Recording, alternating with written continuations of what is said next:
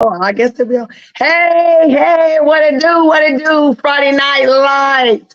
Kels is the ATL and the ATL. I have Lois Lane on the line, and we about to start this podcast. Women's only, women's only. So we're gonna get it in, get it in. Hey, hey, what's up, Lois Lane? What's up? What's up? Hey, or as you see on my ID now, as of last week, they said it now has to be Tony D, aka Lois A. Lane. I just want to say, sister, listen, you held it down for the women. You held it down. You held it down. Thank you. Cancer is just riddling through my family. It's riddling through other families across the United States. And it was always good to be able to see a woman. I've seen you in action from years prior, and just for you to be, I mean, like I said, I'm honored and blessed because, sister, listen, when it comes to the queen of the study stats, and the study stats, that is Tony A.K. Lois Lane all day, all day.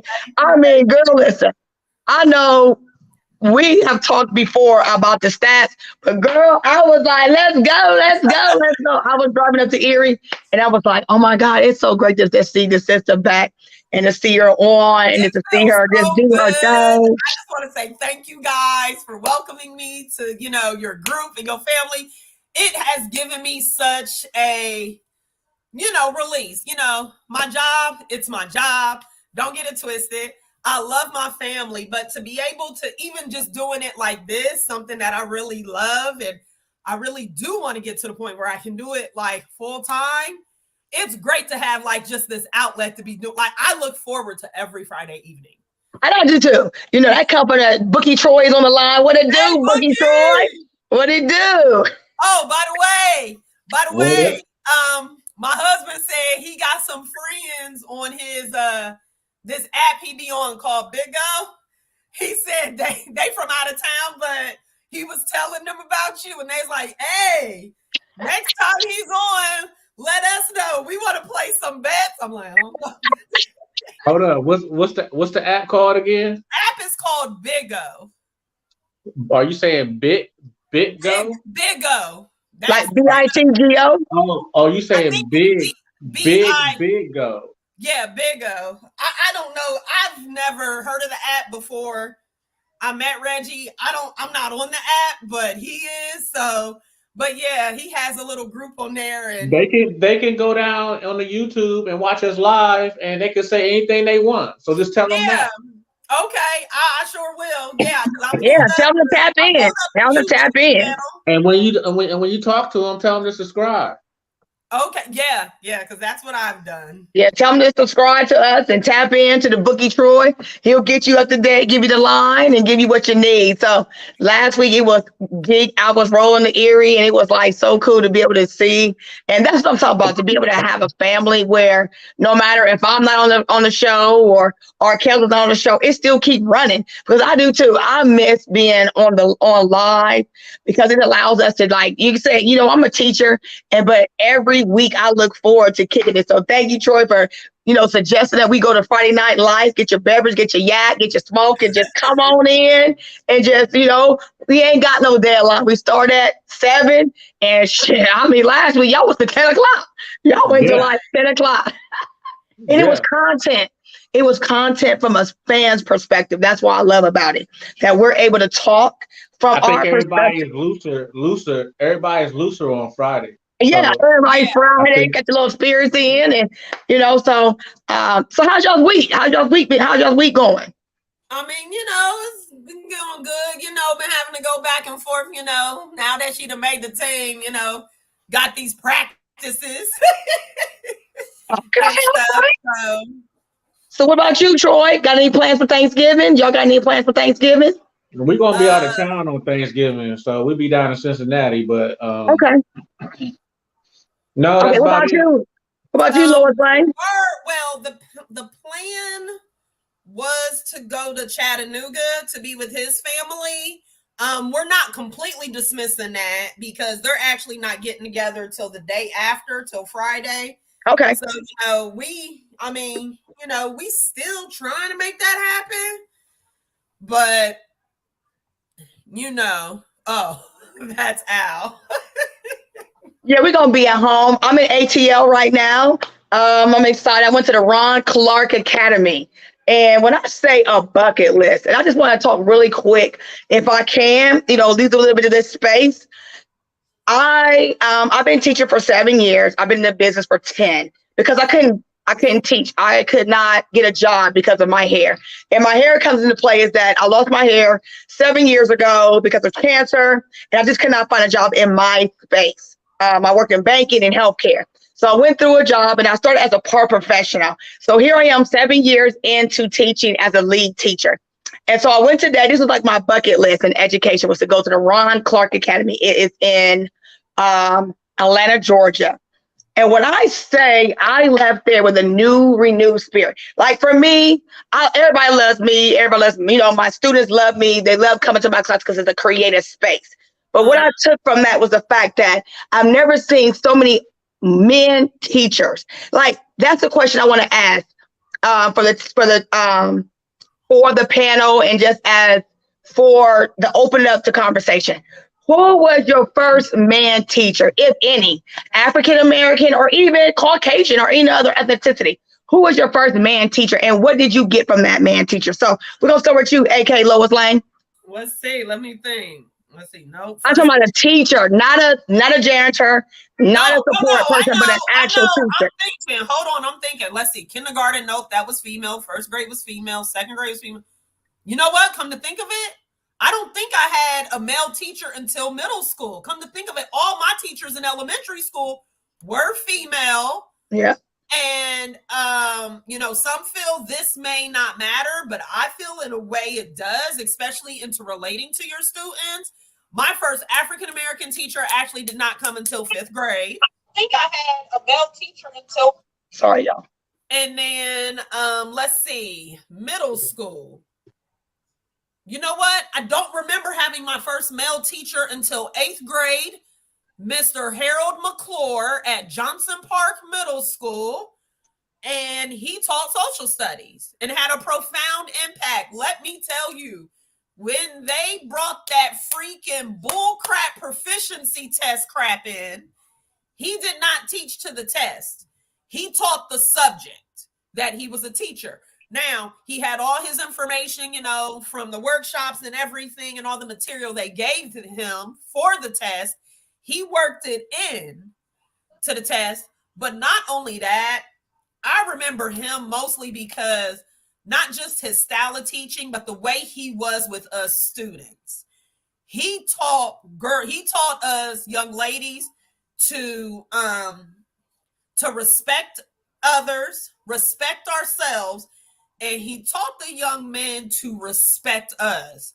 Because I remember there was an incident with me in the class, and the boy acted like he was about to hit me. And Mr. McClure stepped in and was like, no, you don't touch her. I don't care what she does. That's a female. That's a young lady. And like I was away at college, I think, when he passed away. So I was kind of sad that I wasn't able to attend his funeral.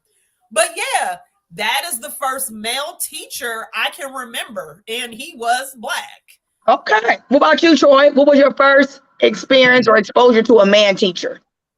My first male teacher was Coach Ed Johnson. Okay. Rest in peace, Eastmoor High School coach. Yeah. Coach Ed Johnson was my coach, and he was my PE teacher. Okay. At Eastmoor.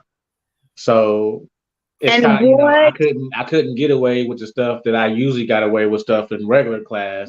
With him because he was my basketball coach and my PE teacher. So if I acted up in PE, not only would I lose minutes playing, I would get in trouble with my mom. Because he would tell her.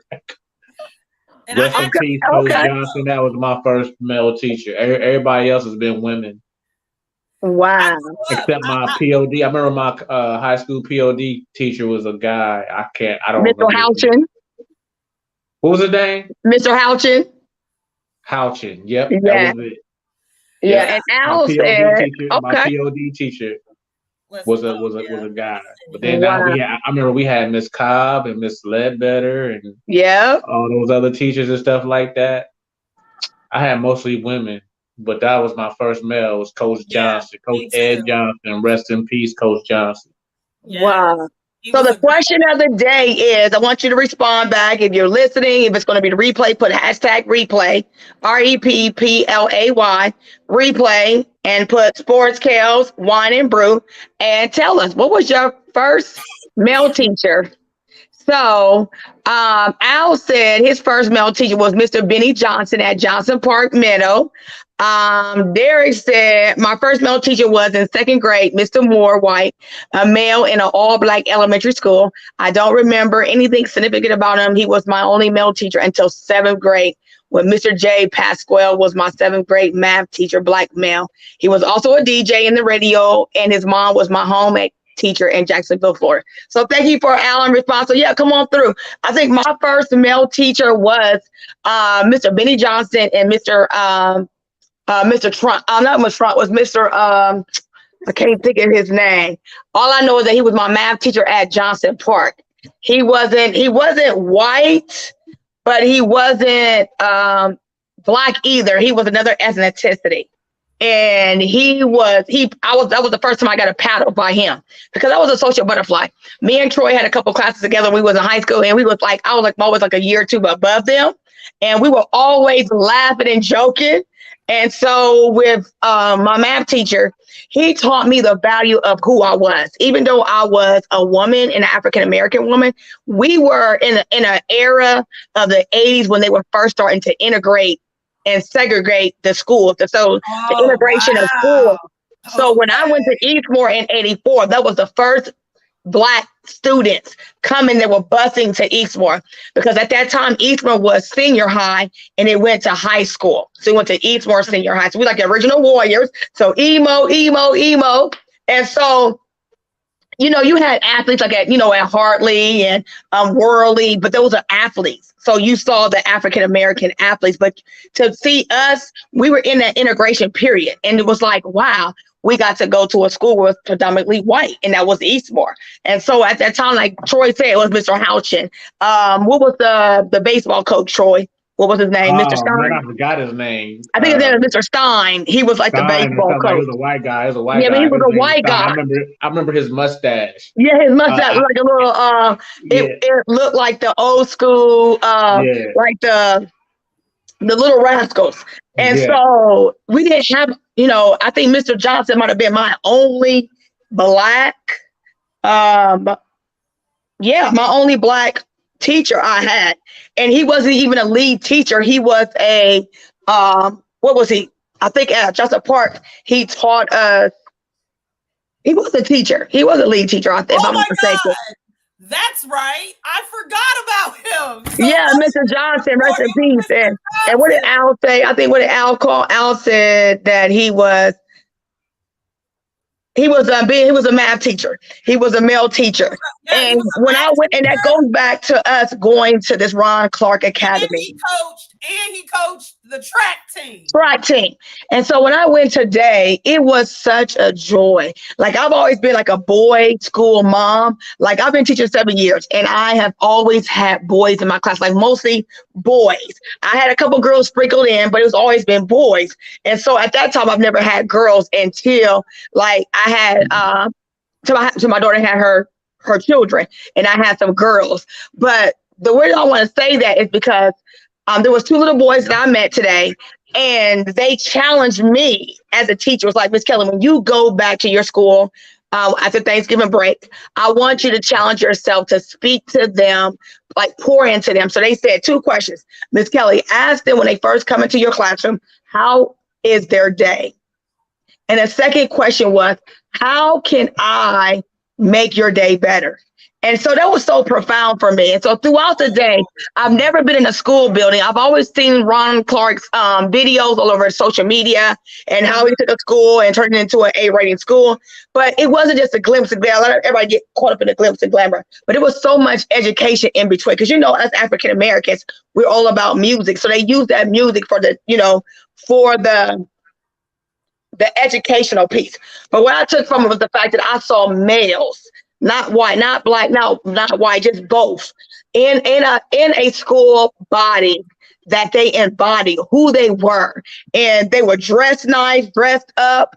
And then two, they poured into the students in a manner that was so profound, where it wasn't, your kids can say to you, like your kids can tell you what kids are hollering at them in the morning, what kids are, being disrespectful to them. This is where you saw males, like the males were the dominant species in the school building. And it was so great to see them connect with these students on so many different levels. So the question of the day is, who was your first male teacher, and how did they pour into you to make you who you are today? So Neil's not here, so I guess I'm going to keep it flowing and keep us going. So Troy, this is something that you all were talking about last week. What do you think about Kyrie Irving returning to action on Sunday? Well, he obviously fulfilled his duty. Wishes. Okay. I think it's he was totally wrong to say and do what he did. He was just wrong. But I don't see nobody else getting a list to do, to turn in to management after they complete them. After what he said, I think they just went overboard with it. I think as far as the Jewish community, they just wanted him just to let them know, like, man, this is why you were wrong. This is what you should have said. Right. Educate yourself. And it just went.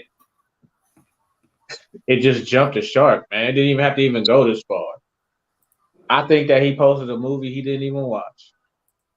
But I think that his comfort zone is back on the basketball court. So he's back where he needs to be. Obviously, he fulfilled, the wishes of the management and wishes of, the Jewish community, which, hey, cool.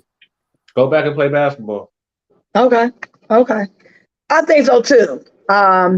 I think he didn't watch it either. I think, social media has taken such a precedence in our lives. So like business wise, mentally, physically, like, back in the day, we didn't have this social media. Can you just imagine really quick if we had social media back in the 80s and 90s? Woo! What do you think? Okay, I'm going to say this, and I'm sure you would probably agree with this, being a Dallas Cowboys fan. Are we sure Michael Irving would even still be playing? Like, could you imagine like you said, imagine social media back then. Imagine if Michael Jordan had social media. Man. Look. That's what I'm saying. So think about social media and how... There would be no way. I don't think you can even have the conversation of who is the greatest. Because first of all, you have to look at his impact without social media on the game. Right. So like Troy just said, imagine if they had social media really popping at that time like they do now. He would be untouchable as far as an impact. Imagine if Muhammad Ali had. So just imagine some of the key athletes that didn't have no social media presence. So when we look at that Foster, so we look at Bird, just think about, even when I look at Kyrie Irving, he is the new Dennis Rodman, but at a lower scale. He just speak his truth, whoever he is. So just think about Dennis Rodman having social media assets. You already know what he was even without social media. So can you imagine him having social media presence? No. No. Why you say no, Troy? Why you say no? That would be Draymond Green times 100, okay? Because I do say that Draymond Green is basically the Dennis Rodman of this generation in basketball, except he just doesn't produce the points like Dennis Rodman did. But everything else, all the dirty work, all the stats that don't go on the pages is what Draymond does. See, I don't look at Draymond Green. So if they had social media back then with Dennis Rodman, good Lord. I don't think it was Draymond Green. I think it's Kyrie Irving. So what do you think, Troy? What do you think? I think I would say Draymond Green because You think Draymond I Green? agree with Draymond because Draymond he all over the place. He has social issues he talks about, court issues he talks about. Then he be beating people up in practice. I mean, that's just you. he all over the place. So I would have to say I think Kyrie just don't. I agree with you somewhat with Kyrie. I just think that with Kyrie, he just needs to um, stay in his lane, so to speak. Okay. You don't have to always go out. And if you're gonna go out there like that, do some research. Clearly, Yeah, he didn't watch that. He didn't watch that movie. Clearly. And then he came back and was like, "I just posted a movie, yeah, that you didn't watch." So I didn't watch the movie, so I can't speak on it. From what I heard, it's not good from what they were saying in it. So, he probably should have just did his research before he hit that send. Right. Once you hit the send, right, can't bring it back. Yeah, absolutely.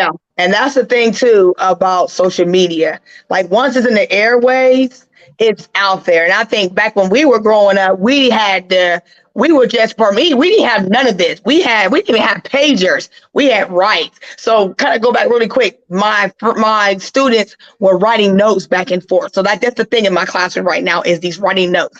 I love you. I like you with the hearts and the boxes.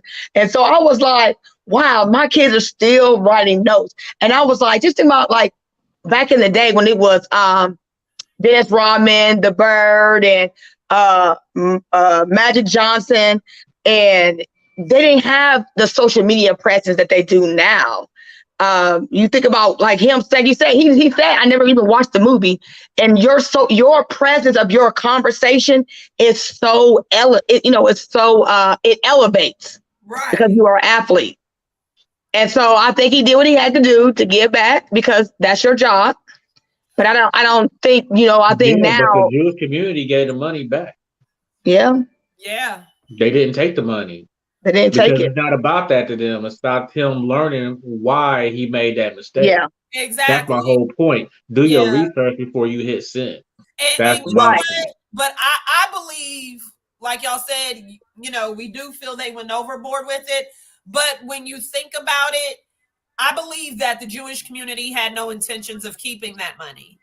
No. I believe that was just a stipulation that the owner put in there. And I do believe it was like to show him, look, you need to do your research before you speak or share on something. Like, but it's freedom of speech. So when I look at like the work that he's done and the positive work throughout his suspension to learn and grow, I think it was like a learning lesson. Right. But if you go back to it again, social media is now so relevant in our lives that everything that you speak and all the sources and who you are play into that. So it was like, for me, it was like a learning lesson. I think it's a learning lesson, but it still was freedom of speech, because would he have done that if it was a Caucasian? Would that same line would have been felt if he would have been a Caucasian athlete? Probably not. No. Probably not.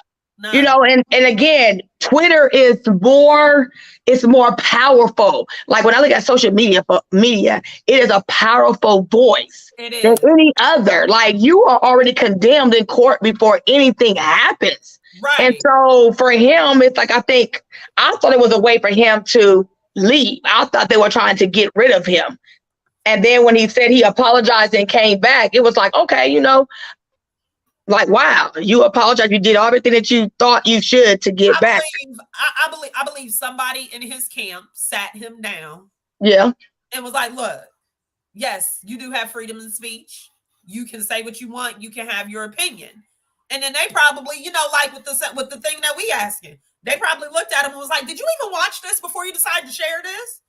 And because I feel that a lot of times with some of these athletes, not everybody who is in their camp, in their ear, in their corner is really thinking logically. And when No, you because they have yes men.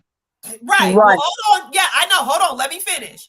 But when it comes to someone like Kyrie and on his level, you know, it's all about trying to stand. I feel some people want them to stand their ground to show, you know, you may be able to do this with someone of lesser stature, but not me because I'm this important. But the world of sports is showing these athletes, yes, you are, but guess what? There is still a line you have to walk, and there is still a line you can't cross. And like I always say, with this generation of especially basketball players, like Troy just said, they have a lot of yes men. You know, yes, I'll do what you want, you know, no matter what, you know, no challenging them. Because I'll never forget, it's when LeBron was playing for Miami.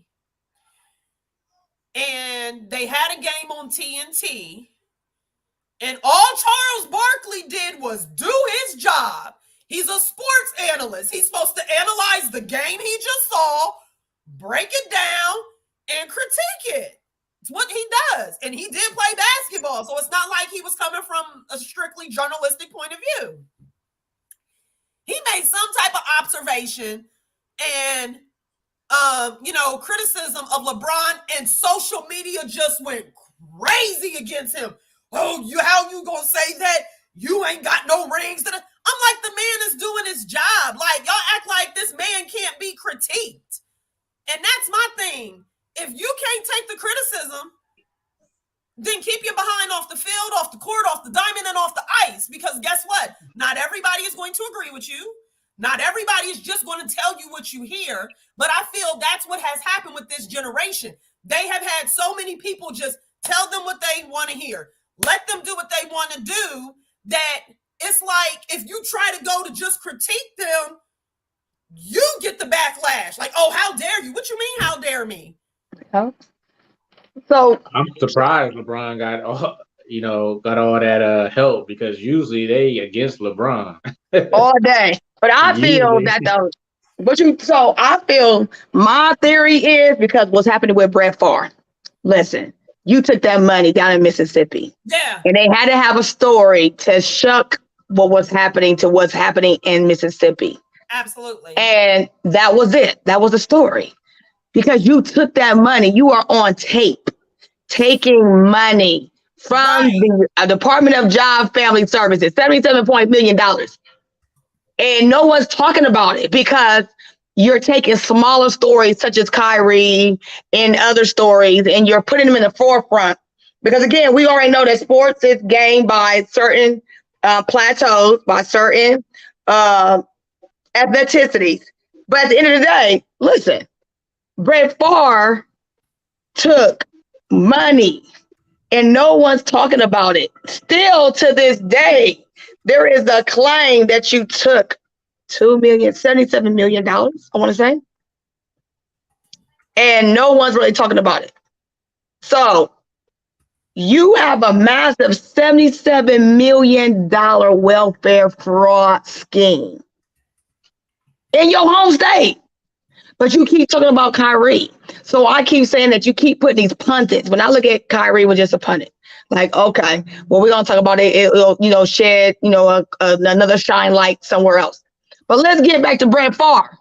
Sir, you took you were in a $77 million fraud. You're on tape taking the money.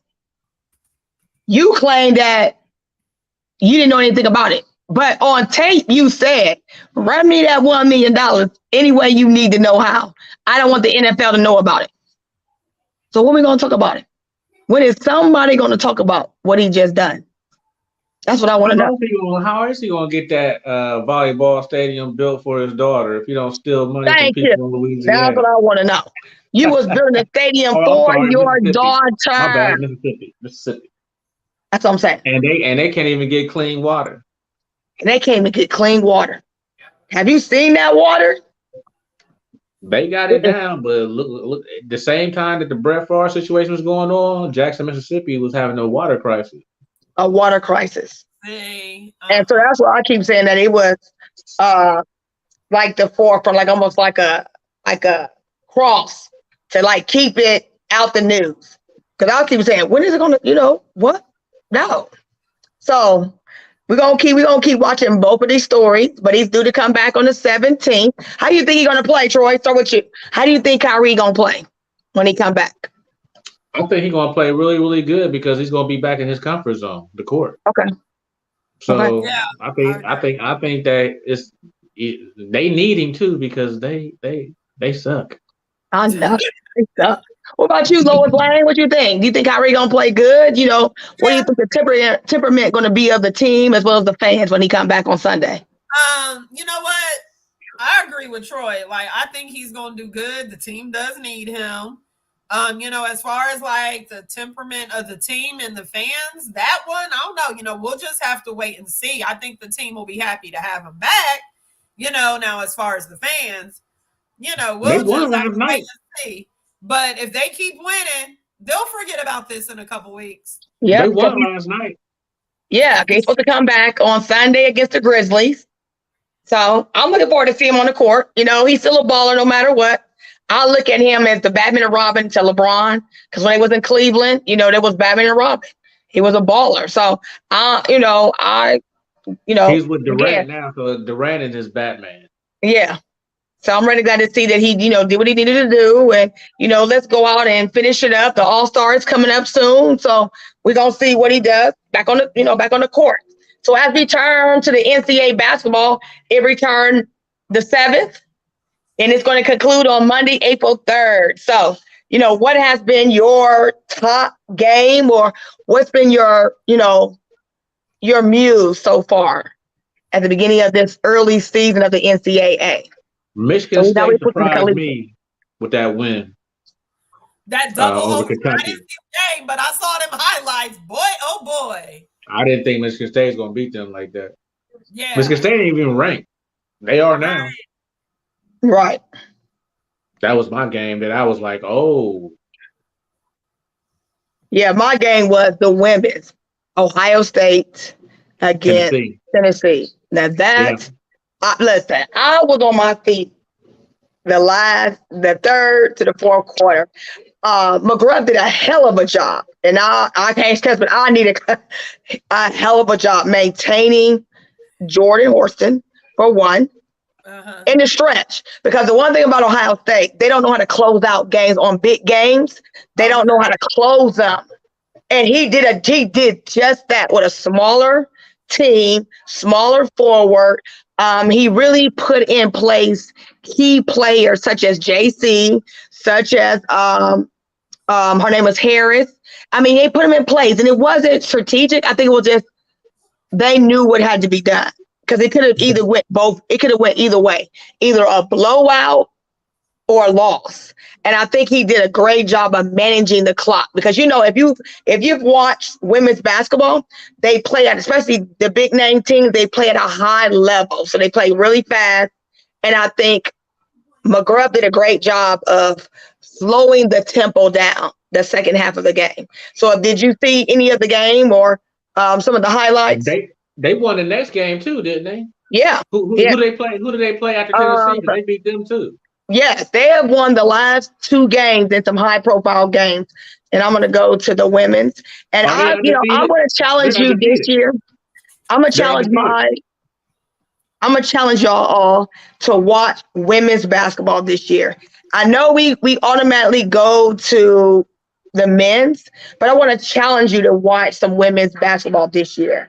Take a really step, not the top. Carolina plays Stanford this weekend, right? Yeah, so the top 25. So Ohio State won Northwestern. They won against Indiana. They play Friday versus Michigan. It's going to be a 12:00 p.m. game on Fox. And, again, he's done a great job and I think that is I want to say that might be the women's. No, it is not. It's the women's. He's done a great job of really pushing.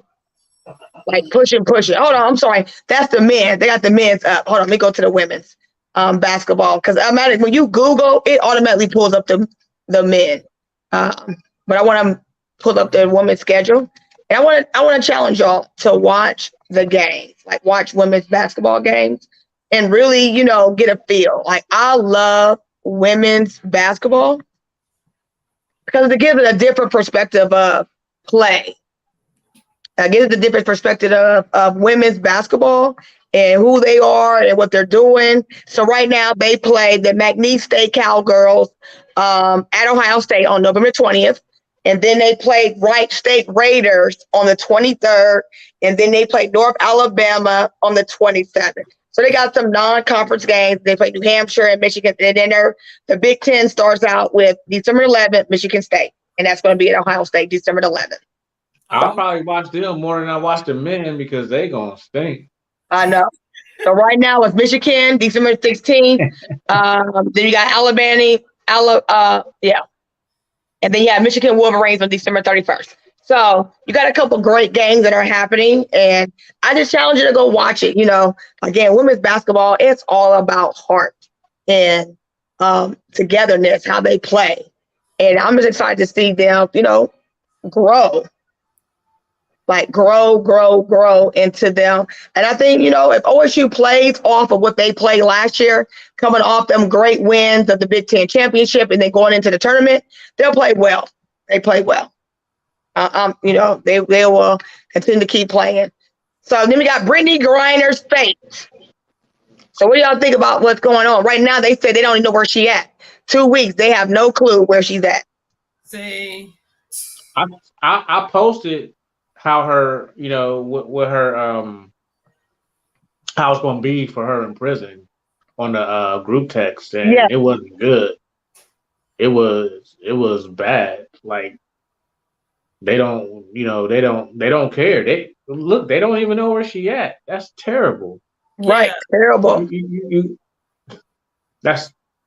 She's just a casualty of a war right now, which is awful. Yeah. That's all it is. If they wasn't having this war, it wouldn't even be like this. But she's a casualty, and it's and you're right, because right now they're saying that she has rancid food, where she's starving for food. She's in extreme isolation. Tyrannical wardens await her. Former Russian, she's in there prison with former Russian prison inmates. It's just. Man, she said you're starved just by the food, just by the food that they're even giving them. And so she has 9 years. Do you see her even coming home soon? No, unfortunately. Yeah. No, I've said this before on the podcast. She's going to probably do a good long stretch with that. And if you let her out and other prisoners of war are still in, like, from the United States, then they're gonna have a problem with that. So yeah, you can't let her out and not let the other people out. Right. So I don't know what they're gonna do, man. It's just terrible. Oh no. Yeah. She gonna do that. She gonna do a good amount of that stretch. Yeah, I said she's gonna do about 5 years. But the crime don't fit the punishment. I'm sorry. No, it doesn't. But you when you abroad, you got to play by their rules. And that's the thing too, that I've talked to previous athletes, and that was the thing that they said with athletes, especially for women athletes. We play 365 days a year, where men play 9 months, and it's a shame that we have to leave our country to go make money. And when we go make money, our rules, our train of thought, our mindset is not the same as, okay, I'm going abroad, like how me and you. If Troy go abroad with his family, our mindset is going to be different. We're going to abide by the rules. Right. Versus an athlete, first of all, again, I keep saying, why was the vaping pen on you? Because when they have had reports about this, the doctor should have had the vaping pen in this medical box that is metal, that goes through the detector. Why was it on you? Because Because she's got away with it before. That's there why. it is. Remember, she Because they played said that she basketball in probably got Russia. away with it before. So she just couldn't get away with it this time because there's a war going. Yep, Right. because there's a war going on.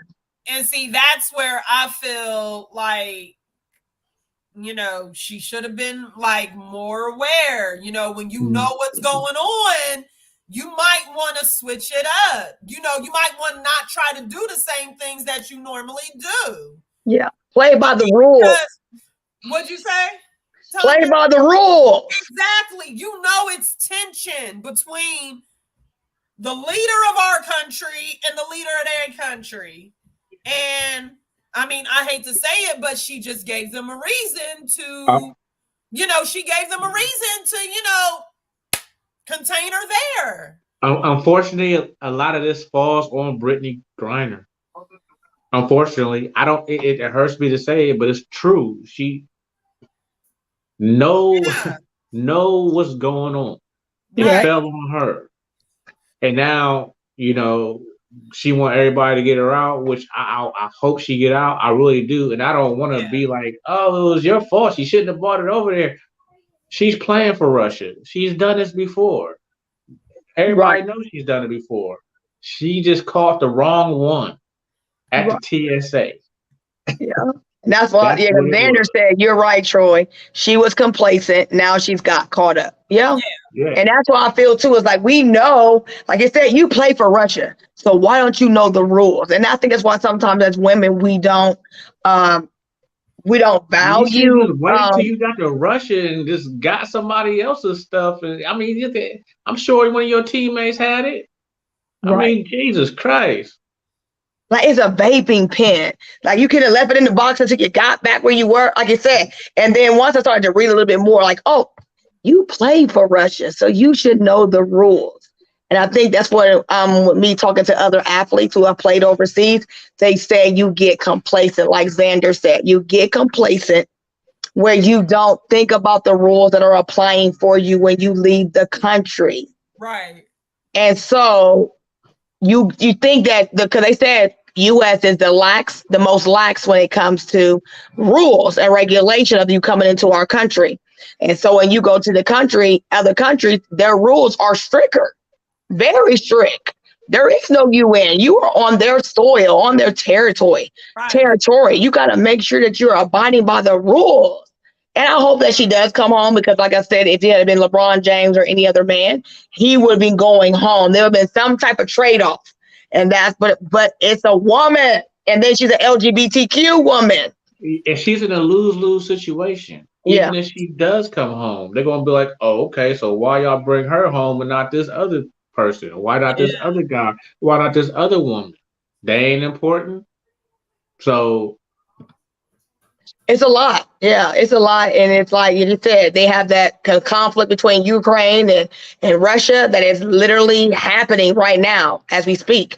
And then China's in the middle of it, and then you have US. So yeah, it's a lot that is happening in our world countries to be bringing her home. And I think she's going to do about 5 years, if not more, if not the full 9. She about to do 9. Yeah, without the full 9. And it's just like, wow. So as we still come on and we turn into the from the collegiate to the WNBA to now to the men's NBA, the Lakers. Come on, Bookie Troy. This is all you. LeBron. The Lakers are still without LeBron. So LeBron is what do you think? Tonight. Well, AD, FYI, they playing, but not to full capacity. So do you think Davis is going to stand? Like, who is going to rise up to help LeBron? Lakers? Yeah, for the Lakers. Who you think going to be able to rise? I mean, Anthony Davis is long. Oh, shoot. Anthony Davis is like, my camera is tripping. Anthony Davis as long as as long as he can stay healthy. I give that another 5 games. That he gonna be gone? That he can stay healthy. Okay. So Anthony Davis is the person that's got to step up. He has no choice. But LeBron is playing tonight. Okay, he gonna play tonight. Okay. Yeah, he might not be full strength, but he got to do what he got to do, man, to get these dudes to somewhat close to the play-in game. Right, because they ain't playing nothing. Like, I watch them games. I'm just like, what are they doing? I think it's like they bit off more than they could chew. I think they put a little bit more athletes in the same tunnel for the same team, and there's no cohesiveness nowhere. Like, watch them when they on the bench. They like here, they looking around. They're not even in the huddle. Like, I watch the huddle because that's what I want to see. Like, how are they cohesive in the huddle? Like LeBron be talking, AD be tying his shoes up talking. You got Westbrook be putting on lip. I mean, listen, that lip balm drives me literally insane. It just drives me insane. Like, I want to know, why does he have lip balm on the court? Like, I don't understand why his lips be shining. Like, I don't get it. But he be like, I just don't understand it. I just don't get it. And I'm just like, what is happening with the Lakers? So, Troy, break it down. We need to know. This your team. Tell us, what do the Lakers need to do with and without LeBron? Okay, for like the 5th podcast in a row, I've already said that they had a trade on the table. They didn't take the trade. So now they kind of stuck until the trade deadline, which is in February. Well, Russell Westbrook is going to be on this team. They don't really want him on the team. Have you seen him shoot? Yes, he shoots bricks. I can go out there and at least put up a little bit better line than him. And I'm old. Listen, he needs to go, unfortunately. And they're going to blame it on Westbrook, because they're not going to blame it on Anthony Davis. Nobody wants him. You definitely ain't going to blame it on LeBron. He can't be traded. They're going to blame it on Westbrook. But his stats say that he's not playing good. So they should have traded him in the summer when they had an opportunity, and now they're stuck with it, and now they got to try to fight out of it. Good luck.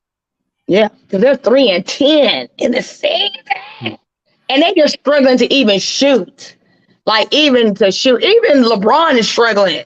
Like, it's clear that, that he wants a trade or something going on with the media help, but it's like, what is the approach? They don't have any shooters. They don't have any shooters on their team. The shooters that they have is on the other teams that they could have traded for, but they didn't. Right. They need something to improve the roster. I mean, I'm like, my God. Like, in order for them to be full strength, I think I think at the age of LeBron, he cannot carry the team like he used to. Even though you spend $2.2 million every year on your body, that still comes a time that you still need help.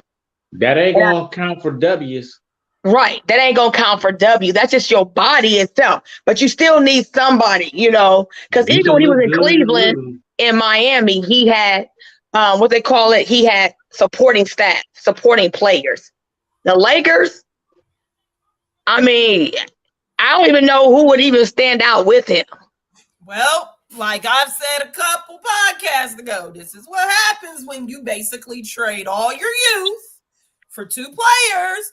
And then you feel that you can stack the team with a bunch of old heads and think you're going to do something. And I will say it and say it and say it. On a basketball team, there needs to be a balance. If you have veterans, okay. And you know what? I feel San Antonio is the perfect example, especially at the center position. Who did they have? They had the Admiral. Who was behind him? Tim Duncan. David Robinson did his job. He mentored Tim Duncan. And when it was time for the Admiral to retire, Tim Duncan could slide right on in there. You had Ginobili. You had Tony Parker. They came in the league as teenagers. Like, they had a good core when LeBron first got there. Right. They jumped the freaking gun. They panicked too freaking quickly. Because you got to look at everybody they traded away and got rid of and look at where they're at and how they're doing now. And for me, the biggest one is Lonzo Ball. Before he got hurt in Chicago, he was... No, the biggest one is Brandon Ingram. Well, okay, yeah. Well, I don't really follow Brandon Ingram, but I'm a Bulls fan. Brandon Ingram is balling for New Orleans right now. Yeah. Well, yeah. I mean, yeah, Ball's hurt. But I'm just saying, like, when you look at all of them, him, Ingram, all of them, like they're doing good where they're at now. And I've said it to my husband, like I think a month ago. I told him, I said, you know what? I can't wait for LeBron's generation to be done and retire because, all this teaming up and all of that. Ugh. I hope his next career ain't a GM because he's terrible. Troy ain't lying. He right. Because he don't know how to choose. He don't know. He want to bring his homies. He had Carmelo. Carmelo ain't even in the league. Because everybody forgets. In Cleveland, they wanted to bring in. No, I don't. It was either Stoudemire or somebody else they wanted to bring in. Rumors were LeBron said, no, I want Jameson. They brought in Jameson. And how did that work out? Right. He campaigned for Shaq. Look, I love Shaq. But at the end of his career, come on, dude. Look, you trying Shaq was like 175 years old when he got to Cleveland. That's what I'm saying. That ain't count. Derek said he could have kept Kuzma. I agree with him. They traded him away to Washington. Now he balled in Washington. Yeah, he balled like that. Yeah. New Orleans. Like Xander said, Kuzma, listen, he balling. And I think too is that when the Lakers team want these players to come in and stand up to a certain type of place it like LeBron, and everybody's not going to be LeBron. You know what I'm saying? At a level playing field like LeBron. So you need like people like Kuzma, like he was like a supporting cast. Like he would come in off the bench and give him the points that he would need to get him that rest, to get him to the fourth quarter to close it out. Right. He don't got no closers. He don't got nobody to like pick up that space when he needs to rest. So that means that now yeah. But you know what? There has been a pattern with LeBron, and it's like nobody wants to acknowledge this. He went to Miami. Coach killer. Hold on. No, look, I'm not even talking about the coaches. That's a whole nother conversation, a whole nother segment for itself. I'm about to say, keep it 100. Yeah, keep it 100. Oh, yeah. But no, I'm talking about players. Look what happened with Bosh when he teamed up with LeBron. Right. And then hold on. When they weren't doing well, where did all the blame go? Chris Bosh. Yeah. Chris Bosh or Dwayne Wade, but mostly Chris Bosh. What happened when he went back to Cleveland? Who did he recruit? Kevin Love was balling in Minnesota. Kevin Love gets to Cleveland and like you can't play with everybody, dude. Your game does not complement everybody that you may be a fan of. And I think that's what he is missing. Now, I think with Anthony Davis, I think it's just a conditioning issue. Something. I don't know. Anthony Davis. It's a frail issue. You can't stay healthy. Anthony Davis just cannot stay healthy. I think there is something happening health-wise that he's not letting no one know. Yeah, every year. It's called you're soft. Yeah, every year he misses at least 25 to 50 games a season. They play 92 games a season. You're missing half of the season on the bench. Like, dude, you make all this money. You ain't got proper shoes on to keep your ankles. You don't have proper knee, like knee braces. Like, what is it? Like, I don't understand, like, how you come from season to season. It's like when I looked at him, he reminds me of Rose. That's why he retired. Like, there is no reason why you have all the money in the world and you cannot stay conditioned to play. Like, what? That's your job. Your job is to play ball for millions of dollars in front of fans. Hey, my D Rose, he tried even after his injuries. Girl, that Rose gotta go. He was like Glass. What's that movie? What's that Marvel movie? Oh my God, that Glass. That's what Rose was, and that's what I'm telling you. Every time I see Anthony Davis, I'm just like, dude, can you stay healthy? Like the Ball brothers, none of them stay healthy. They get in the league. His dad pushes all this rigmarole to get him in the league, and they play half of the season. And the rest of the season, they sit the bitch because they're sick or they're unhealthy. He just came back. Now he's a baller. Remember, he's a rookie of the year. Lonzo Ball has been hurt. Yeah, but still, I'm like, come on, stay healthy. That's your job. So what's going on with the trade rumors? Troy, we're gonna still continue to keep up with the Lakers. What is these trade rumors? I haven't heard about any trade rumors. I mean, the trade rumors was back in the summer. The only Okay. trade rumors they got out there is Westbrook going to somewhere, but nobody don't want to pick up his contract now. No, he got too much money on the table. Yeah, Exactly. too much money on the table. And they gonna pick up a contract for somebody who's terrible. Who gonna Terrible. take him? Yeah. Yeah, they want Atlanta trade, but right now, that's the rumors right now, as of November 11th, was that they looking to Atlanta trade, but they don't know in the next couple of weeks. They've been trying to deal with like who was out there, like who could trade for 160 million guard, like the Los Nobody. Angeles Lakers right now. They Nobody have the wants second Westbrook. worst in the Western Conference. So their guards are 160 million. What? And the Lakers don't even have the picks to give people because they gave them all away for the Right. other trades. Yeah. Yeah. If they can trade right now, Westbrook and Beverly, but who gonna pick them up with that type of money on the table? It don't matter about the money. Who gonna pick him up because he's Nobody. garbage? Yeah. That's what I keep saying. I'm like, and they keep saying like AD, but I'm like, who want AD when someone who can't even stay healthy enough to play? They're not giving up AD. No, like don't nobody want them contracts on top of that. But again, they don't stay healthy. Like that's one thing I say about the Lakers. They don't stay healthy. Like, Hey, listen, I'm just gonna have to stay in misery until it gets better.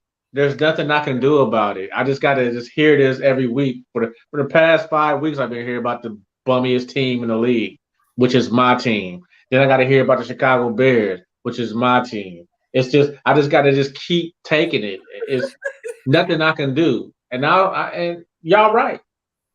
yeah, Y'all are. yeah, I'll take it. yeah. Woo. Man, oh man. But yeah, there's some great teams. There's some great games that's going to be happening this week. And, as we shift to my sport that I love right now, I like the fact that we're in a space where we can have collegiate. You got collegiate football and basketball. Then you have NBA, women's and men, well, the men. And then you have NFL and collegiate football. Like, I can't believe we're 2 weeks away getting ready to go into postseason. So what are we going to do with what's his name? Tagovailoa? How you pronounce it? Don't do it. Tua Tagovailoa. Tagovailoa. Listen, I've been trying all week. I even put it in Google and say Google pronunciation his name, and I still jacked it up. Don't do it. Oh, Jesus. Whatever, Get it Troy. once, you can't get it again. Don't do it. You think he MVP? I won't even attempt it. I know. How you say it, Lois? Tua Tagovailoa. Tua Tagovailoa. What is it?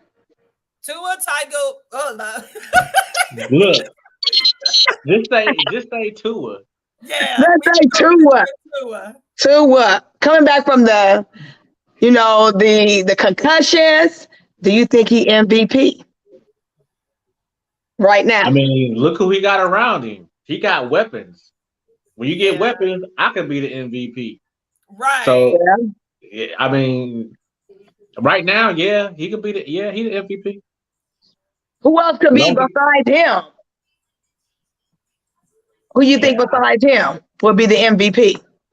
Mahomes. That's be the only one other person. Okay. Who did you say, Troy? Mahomes. Yeah, that's what. Yeah, because I mean, last couple weeks, I think Josh Allen has kind of fallen off.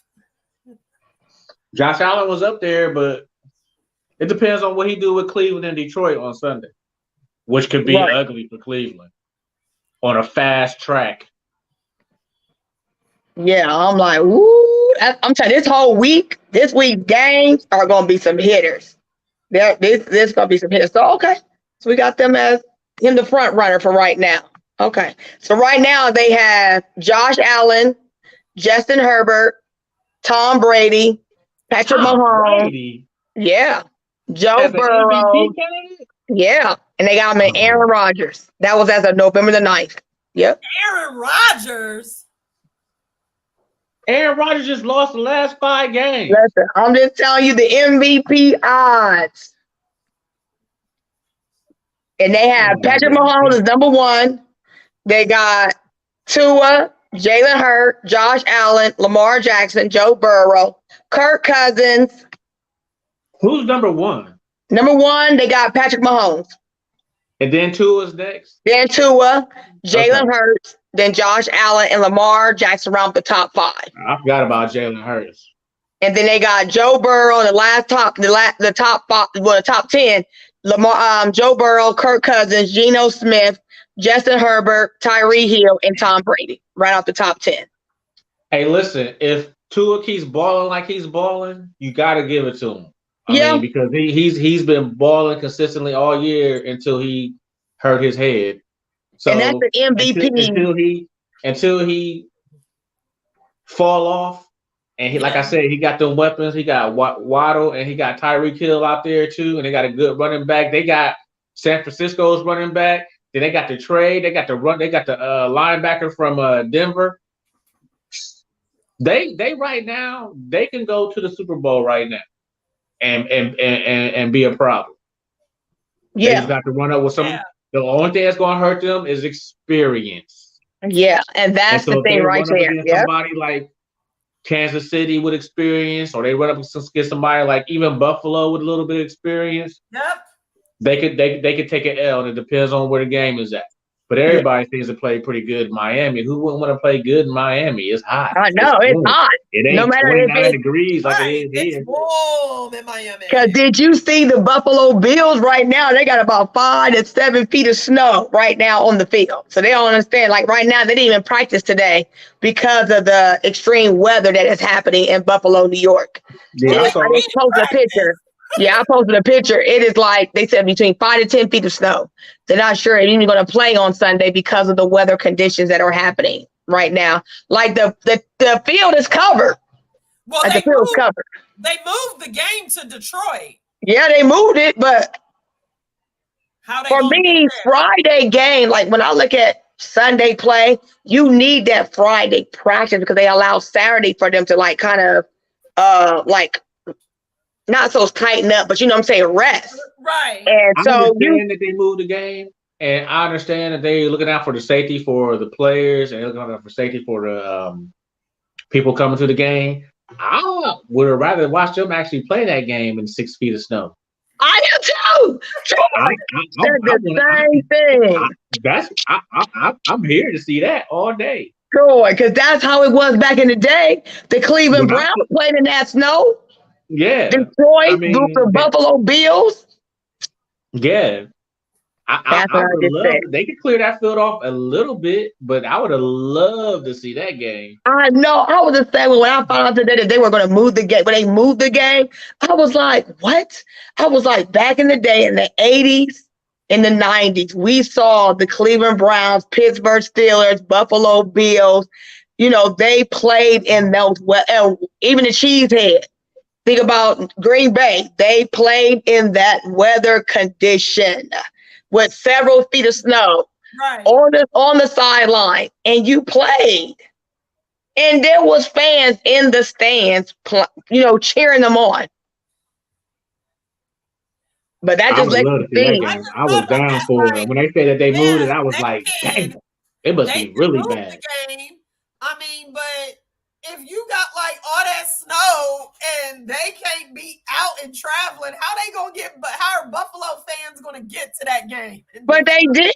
Like right now, the initial run of snow that hit Wednesday was 17.2 inches. So I'm from Erie, Pennsylvania. So I know the weather conditions, how it is. Girl, you must be ready to go to bed. I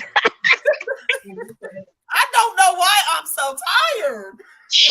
I said, if Lord you didn't yawn like 12 times. You making me yawn. I know. I'm sorry. Hey. I don't know why. Where you get this from? I said, sister.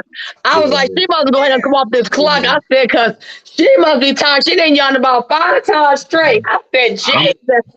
You know that's contagious. I know. I'm sorry. Hey, listen. You know what? If I was a Bills fan, I would drive to Cleveland and stay in Cleveland Okay. because y'all know where the Bills play next week. Right. Yeah, just Cleveland. The Bills play in Detroit again next week. And then They play the Lions next week. So they well, play in Cleveland in Detroit, and then they gotta really they might as well just stay there because they play Detroit. Yeah, I said the same thing. I was like, they might as well stay because 17.2 inches this week was in Monroe Center, Ohio. 16.1 inches hit Edgewood, Ohio. So I'm just like, and that was all before Thursday. I'm just like, this is the snow that the Pittsburgh Steelers. I remember watching the Pittsburgh Steelers and Cleveland Browns playing in this type of weather. Look, she's still yawning, man. Get her out of here. So she's making all fall asleep. Look, my daughter is fixing me my green tea that'll wake me up. Okay. Is she all right? This supposed to be Friday the New York governor. Like Friday night sleep for her. She's like 12 times. She's making us all yawn. She Tanya over there in pajamas in a hotel. She drinking green tea. I'm over here geek. Listen, I had the best tacos in Atlanta. Woo, it's called the Real Tacos. Authentic tacos, great spirits. Oh, I'm all about a taco. I will go out of town and go find a taco spot in a heartbeat. And yes, I found one at ATL up at 106th Street. Yes, the bomb. Hey, Tanya, you know you in Wing Capital America. I know. So you need to go to Magic City and get some lemon pepper wings or something. And you need to go. You need to go to the deli, and get some wings. As well. The deli, something called the deli. They got the best wings in Atlanta, from what I keep hearing. I want to go and see. I'm going to check it out. But yeah, I'm gonna tell you here in a minute. They said the New York governor put the city in a state of emergency for Buffalo and area. So we'll see. But right now it's going to be Detroit. I want to go to Detroit. I want to go to the game. Just so I want to see him play. I love this. Bob hate the winter. Arkels hate the winter. I don't. Even though I hate the winter the weather period, but I love watching football in the snow. Because that's what the men are made of. Men are made in the snow. Tanya, it's called American Deli. Go to American Deli. Okay, I'm going to go look it up. The American Deli. Go to American Deli and get their wings. They're supposed to be really, really good. I'm mad at y'all. Y'all done just messed up that picture. Get in there. Now she chastising the folks on the screen. Lois like, listen, now you over here going ham on kids on the daggone screen at that. This is what we do. Now. This is what we do. Listen, we at home, so things be happening. So what about my Cowboys? Let's keep it. So before Troy and Bookie get it on and give us all the rundown for Sunday's game with the line. What you think my Cowboys gonna do? Who they play this week? Minnesota. I'm trying to go to that game. I want to leave ATL so bad and go to this game. Right now, the tickets are like $212 to go, and I can literally go. It's just coming home. There's no flight coming home from Minnesota to Ohio. So the tickets are. My bad. They play Minnesota. Where at? In Minnesota? In Minnesota on Sunday. I know. Oh. Do you think Dak can get that W in Minnesota? What y'all think? The way Minnesota been playing, I don't know. What's your prediction? I'm writing it down. What's your prediction? We starting with that? We starting with that game? Yeah, we starting with that game. Okay. I got Minnesota. Spread is 1.5. Ask him if he got action. 1.5. What'd you say? Ask the bookie, do he want action? Because I'm about to set it up now. Tell them to go to Sports Kells Podcast on YouTube, subscribe, and click on the live, and they can comment, and we'll see it. Okay. So who you got, Lois, on Sunday? We start with the Cowboys and Minnesota. What the heck? I'll take the Cowboys. Look at Troy. Was there action on it? I knew I was some action. I got my hot 20. For an upset.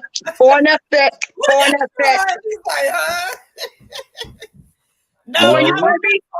Troy, I got some action. You want Hold it? You on. want it? No. Let's go back to Lois. You got the Cowboys? Yes, I do. And Okay. why? What'd you Well, say? we it's all right in front of you. Do I gotta say it?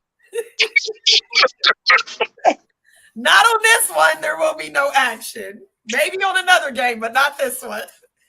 That's Tanya, those is your boys. You I'm got going for it. I got the action. I got it for an upset. I $20. got Minnesota. And I got my Cowboys with an upset. Let's get it. Them 5 boys. I'll make sure I write this down. I'm writing it down. I'm writing it down. I got let me get my pen out. So we can get these. Tanya got action on the Cowboys. I'm sure am. We're gonna win by 7. We win this game by 7. They gonna cover the spread too. Yep. They gonna cover the spread. Yep. So put me down for that action. I've been waiting. I've been reading. So we're All gonna right. start with them. So I'm about to run down the list. Y'all ready? yeah, we ready. Let's get it. Carolina at Baltimore Ravens. That is Baltimore all day. Spread is Baltimore. 13 for Baltimore. That's Baltimore, and they're gonna cover that spread. Baltimore's gonna cover that spread. Heck yeah. And then some. I don't think Baltimore's gonna cover the spread, but Baltimore's gonna win. What? No, 13 is a lot of points in the NFL. Okay, Philly at. Oh, now hold on, Tanya. Now you think that Baltimore's gonna cover the spread? Heck yeah. They gonna cover that spread all day. Well, Lamar Jackson. You think that they're gonna win by almost 2 touchdowns? Yep, 2 touchdowns all day. All day. Okay, I'll leave it alone. Okay. Hey, but Tanya, I like that. You stand by your pick. Heck yeah. Okay, Philly at Indianapolis. Coach. My homegirl. Philly at Indianapolis. You got the Colts. I got the coach. Colts plus 7. I got the coach. She a Cowboy fan. She going with the Cowboys. You got the new coach, Jeff Saturday Colts. Okay, hold on. Man, woman. I got the coach. Hold on, we look like we got outside action. I got some outside action. My homegirl said she got 20 on the Cowboys and Vikings. She got the Uh-oh. What's up? Who she got? Texas. Who she got? Cowboys. She got the Cowboys, Troy. All right, Troy. Tell her, hey, get her Cash App and make sure she put it on the daggone group text. Got it. Got it. Let's get it. What's her name? Her name JK. Her name is JK. All right, let's try to put the Cash App in there. Let's get it. Let's go, JK. Put your Let's Cash go. App up. Come on, Cowboys. Be in there. Ketchup and mustard. You okay? All right, so we got the Eagles and the Colts. We got something. Los Angeles Rams at New Orleans. Woo. New Orleans -3. What? I see why it's -3. Well, Yeah. The Rams, they suck. Yeah. I say the New Orleans. I say the Saints. You taking the Saints? I take the Saints. I was gonna take them too. Okay. Where's Olivia? Next up, Detroit Lions at New York Giants. that's a game that I want to see. 3 is the spread for New York Giants. It's gonna be the Giants. Lions ain't playing consistent. I don't know what has happened over the last couple weeks, but they're not playing consistent like they were at the beginning of the season. They 3-6. They just beat the Bears. Right. They But beat that's Green Bay. that's the Bears. Like that ain't even no competition. Like They beat Green Bay. yeah, and we lost to Green Bay. We should have won that game. Man. I'm gonna stay away from that game. I am too. The Jets at New England Patriots. Woo! Jets. The Oh, cardiac Jets I got the at New Jets. England. The spread is 3 for New England Patriots. That's gonna be a Jets. Yeah. You got the Jets? Yeah. Yes. Ah, man, I was going to take them too. Dang it. I know. Okay. Washington Commanders at the Houston Texans. Commanders. Right. Washington. Spread is +3. Commanders. I've been watching them play. Chase Young getting ready to come back. Listen, Right. Yeah. I don't know what happened since the coach's mother passed away 2 weeks ago. If you watch them, like I tell anybody, if you want to see the heart of a team, go to TikTok. Because I don't know what's happening with them Vikings and that go. But if you want to see the manner on the temperament of a team, go to TikTok. And right now, the Commanders have a commanding lead on like camaraderie and what they're doing. And they're really rallying behind the coach. Yeah. It's gonna be a great game. Yeah, they're gonna win that game. Because they're 5-5. They ain't got nothing to lose. I was gonna take the Commanders if anybody wanted Houston. Nah. Houston, they 1-7. They stink up the rooms. Hey, you go down to Houston, you can take an L. But hey, Yeah. okay, got you. Okay, Chicago Bears. And Atlanta Falcons. Woo, That's the game you should be going to while you down there in Atlanta. Right. It's in Atlanta. Bears. You got the Bears? Yeah. Ooh, action. She ain't gonna do it. Why not? Sure. Uh-oh. She said sure. I was gonna pick the Bears. Oh, you gonna take Let's get this action. You know what? I feel they're on a roll. Like I agree with you. They've had a couple close games. They finally have found something that works with Justin Fields. Atlanta looked like they might be a surprise at the beginning of the season, but they've really shown like exactly who they are, I feel, lately. So I feel this really could be a perfect game for them to continue to do what they're doing and have success and actually win one. She's right. Right. She's right. I have to agree with Lois wholeheartedly.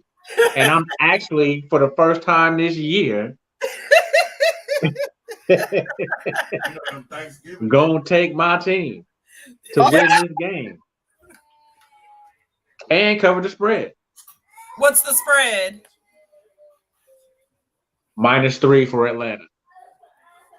Oh yeah, Chicago will cover that spread. Oh, yeah. And they're going to win that game. Yeah. Because I think Justin Fields, like you said, he's found his footing. I think they're trying to rally around him and play his style of ball. And I think they're finally, after 2 years, they're finally understanding. And Justin Fields is understanding the playbook. Yeah. No, he's not understanding the playbook. He's understanding that he has legs and he can run. Well, yeah, that too. But I think it's also, a little bit, he's understanding play because he's being more consistent in the plays that he makes.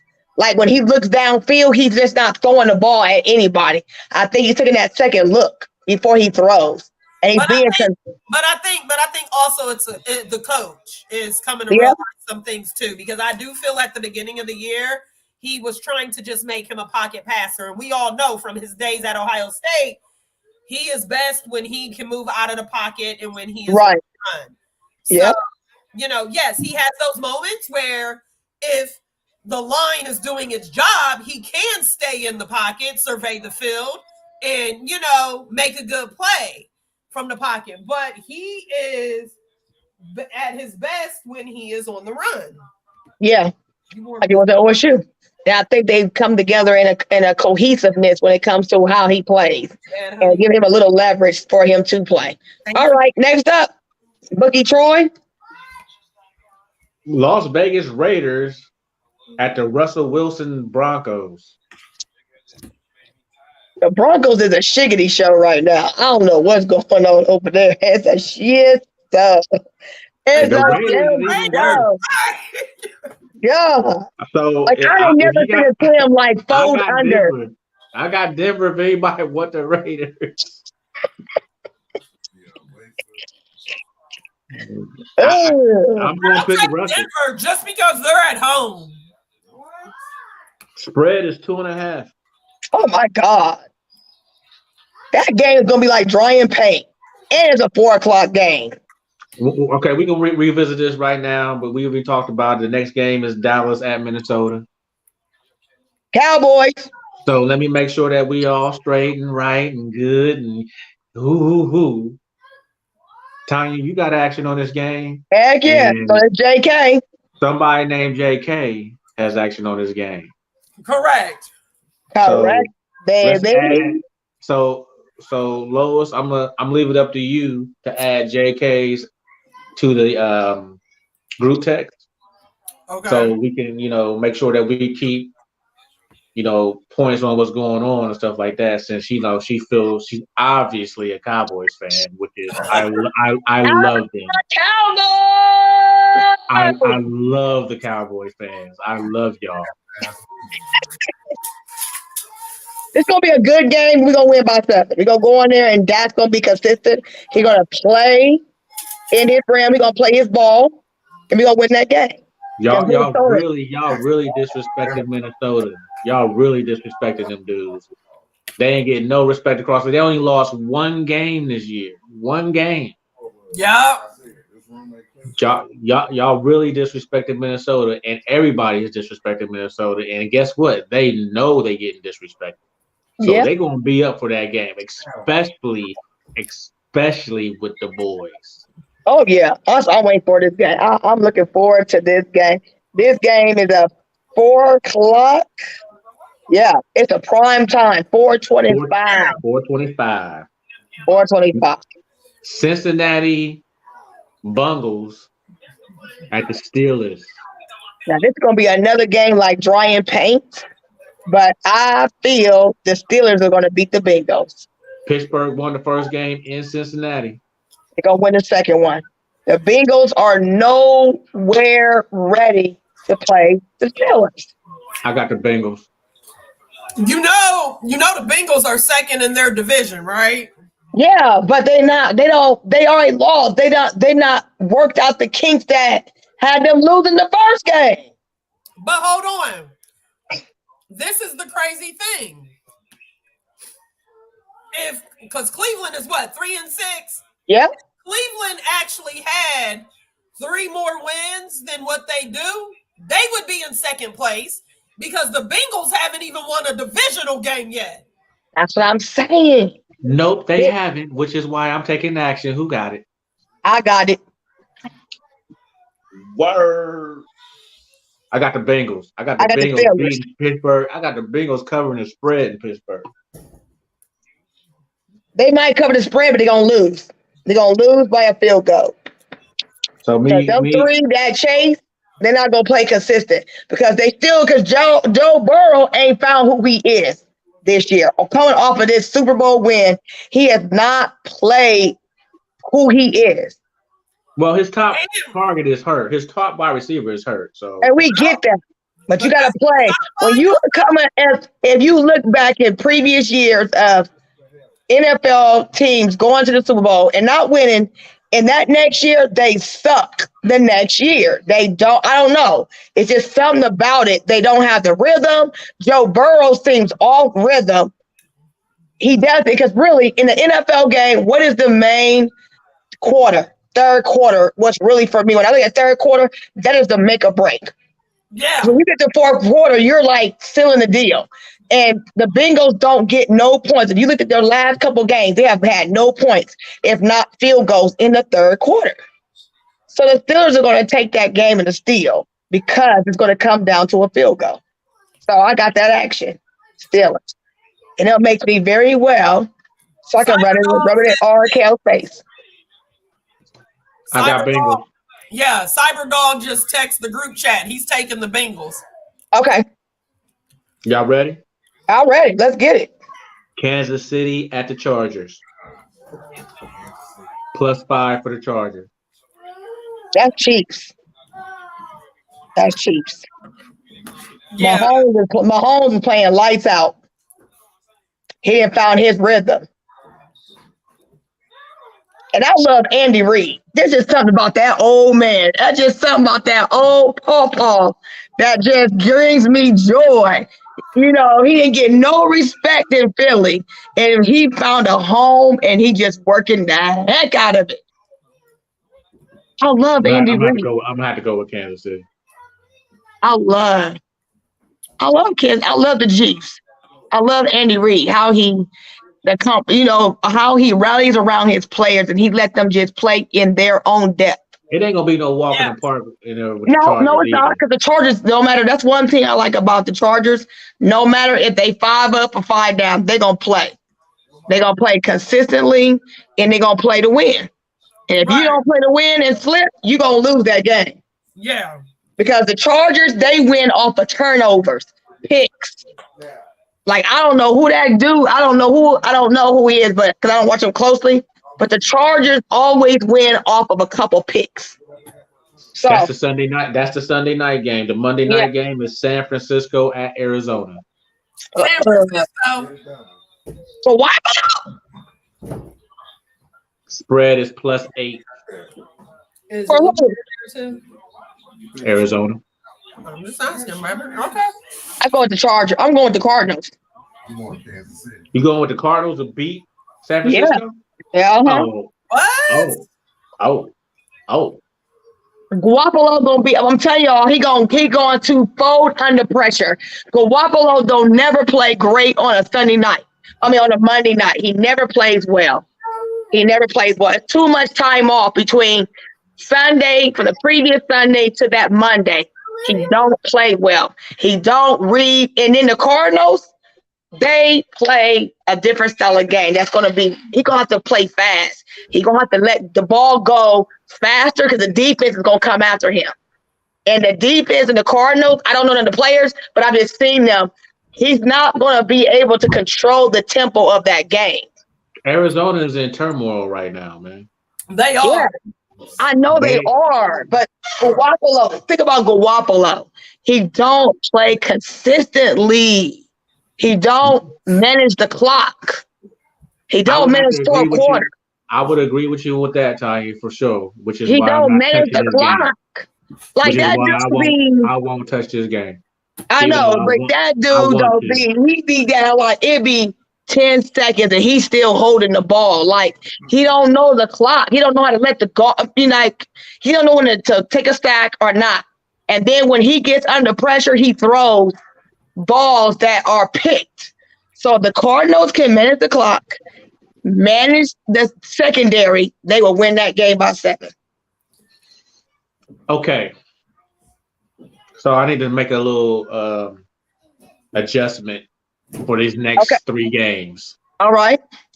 And it's going to fall on your decision, Tanya. Okay. Are we having a show on Friday? Yes, we are. We are having a show on Black Friday. Yep. So, why not? So let's talk about the Thanksgiving game. Okay? Okay. So the first game on Thanksgiving, like I told you earlier, it's Buffalo back at Detroit.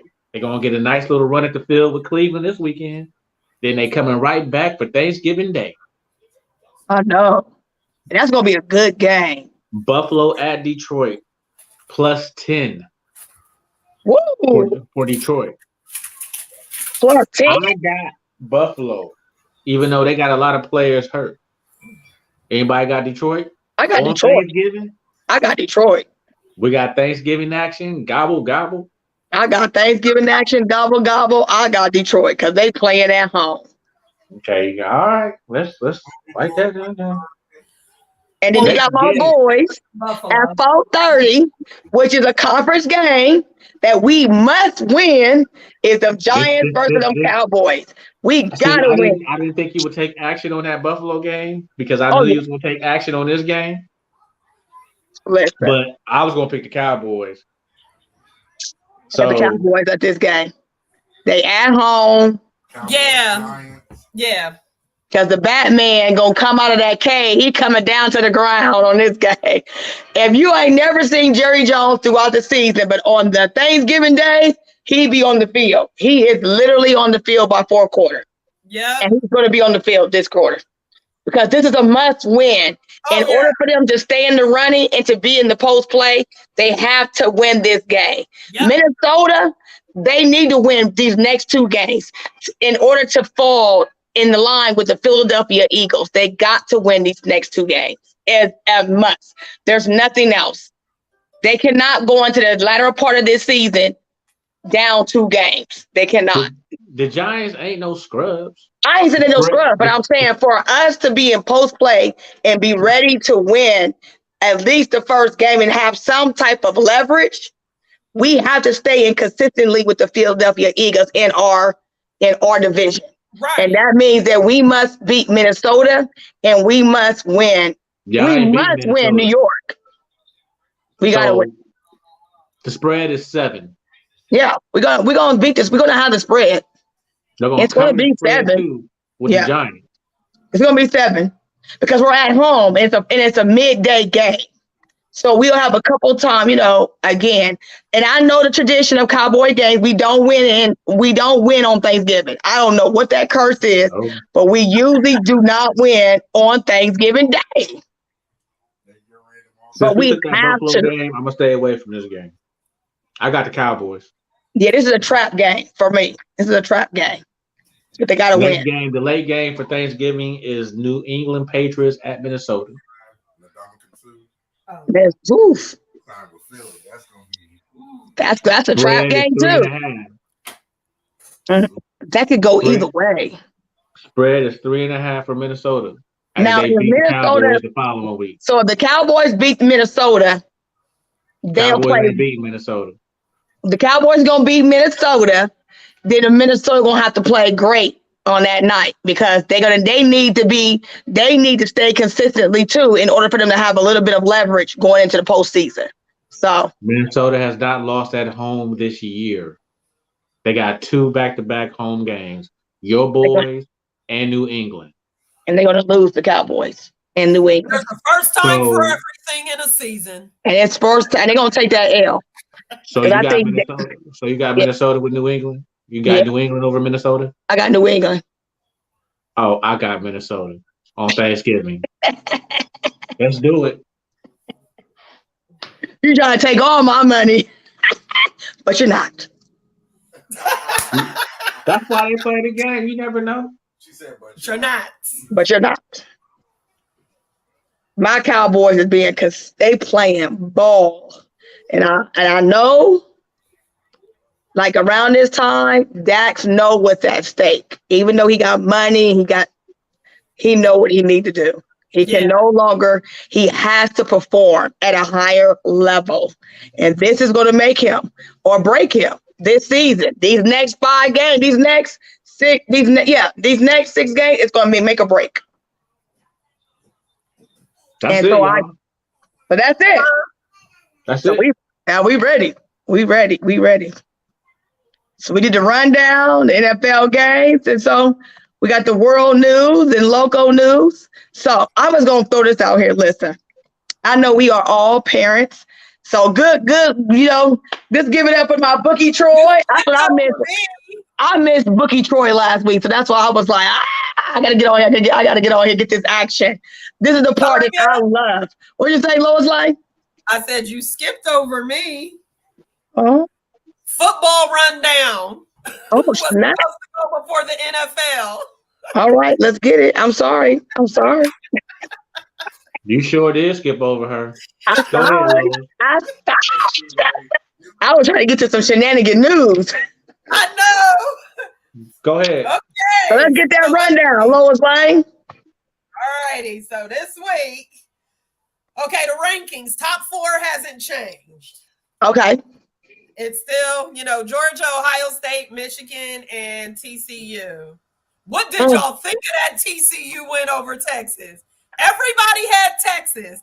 I didn't say nothing. I didn't. I had TCU. That's right. You had TCU. I was not surprised. I mean, the first half, I loved it. Like, that was that was like right down defensive battle. Like both of those defenses was just woo. It was just 3 and out after 3 and out, maybe a first down here and there.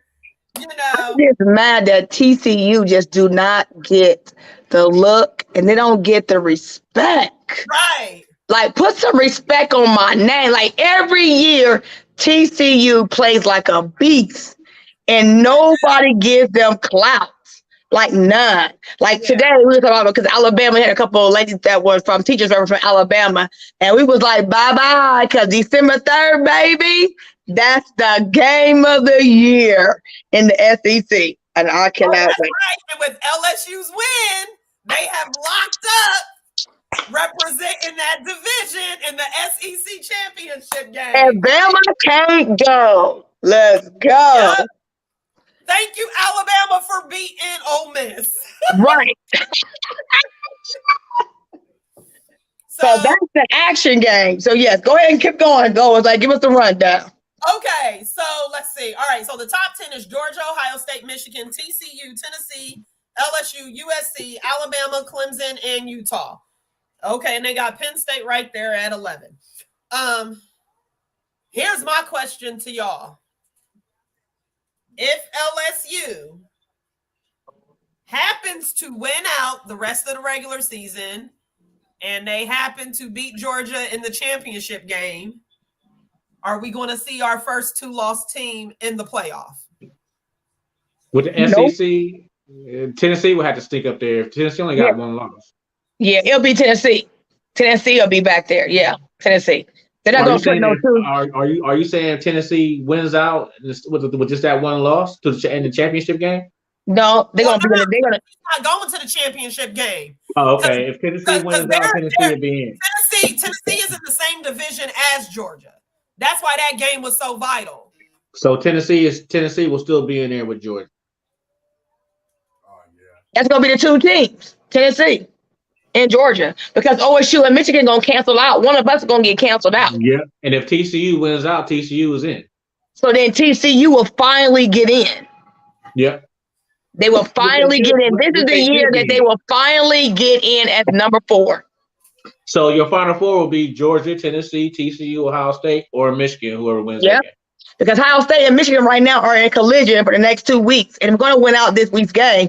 So it's going to depend on, because whoever goes to the Big Ten, we're going to win out, and we're going to be number 3, between number 2, number 3. Because who will be your top 4, Troy? Who will be your top 4? Starting like in the next, who will be your top 4? Like right now, or like right now? Georgia, Ohio State, Michigan, TCU. What about you, Lois Lane? Yeah, the same. Yeah, I got That's my top 4 right now. Yeah, I got Georgia, and I got a little shakeup. I put Tennessee before OSU. I put OSU 3rd, and LSU. I put Georgia 1st, Tennessee 2nd, OSU 3rd, LSU 4th. I wouldn't put OSU 3rd. You want to put OSU 3rd? Even though it's my team, but I know how they do.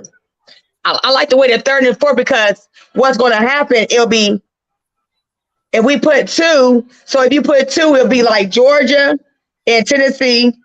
Well, no, it won't be. What it'll be? Georgia and OSU, and then TCU and LSU. Georgia, no loss. Ohio State, no loss. Right? Michigan, no loss. TCU, no loss. That's how it has to be. So then it will be Georgia, Ohio State, Tennessee, and LSU. Yep. So Georgia and Tennessee are playing OSU and LSU. On the 26th, it's going to be a loss. Yeah. It's either going to be Michigan or it's going to be Ohio State. Yeah. So it'll be Georgia. So when they go to the championship, it'll be Georgia. Which would boost Tennessee up in that spot if Tennessee wins out. So it'll be Georgia against Tennessee.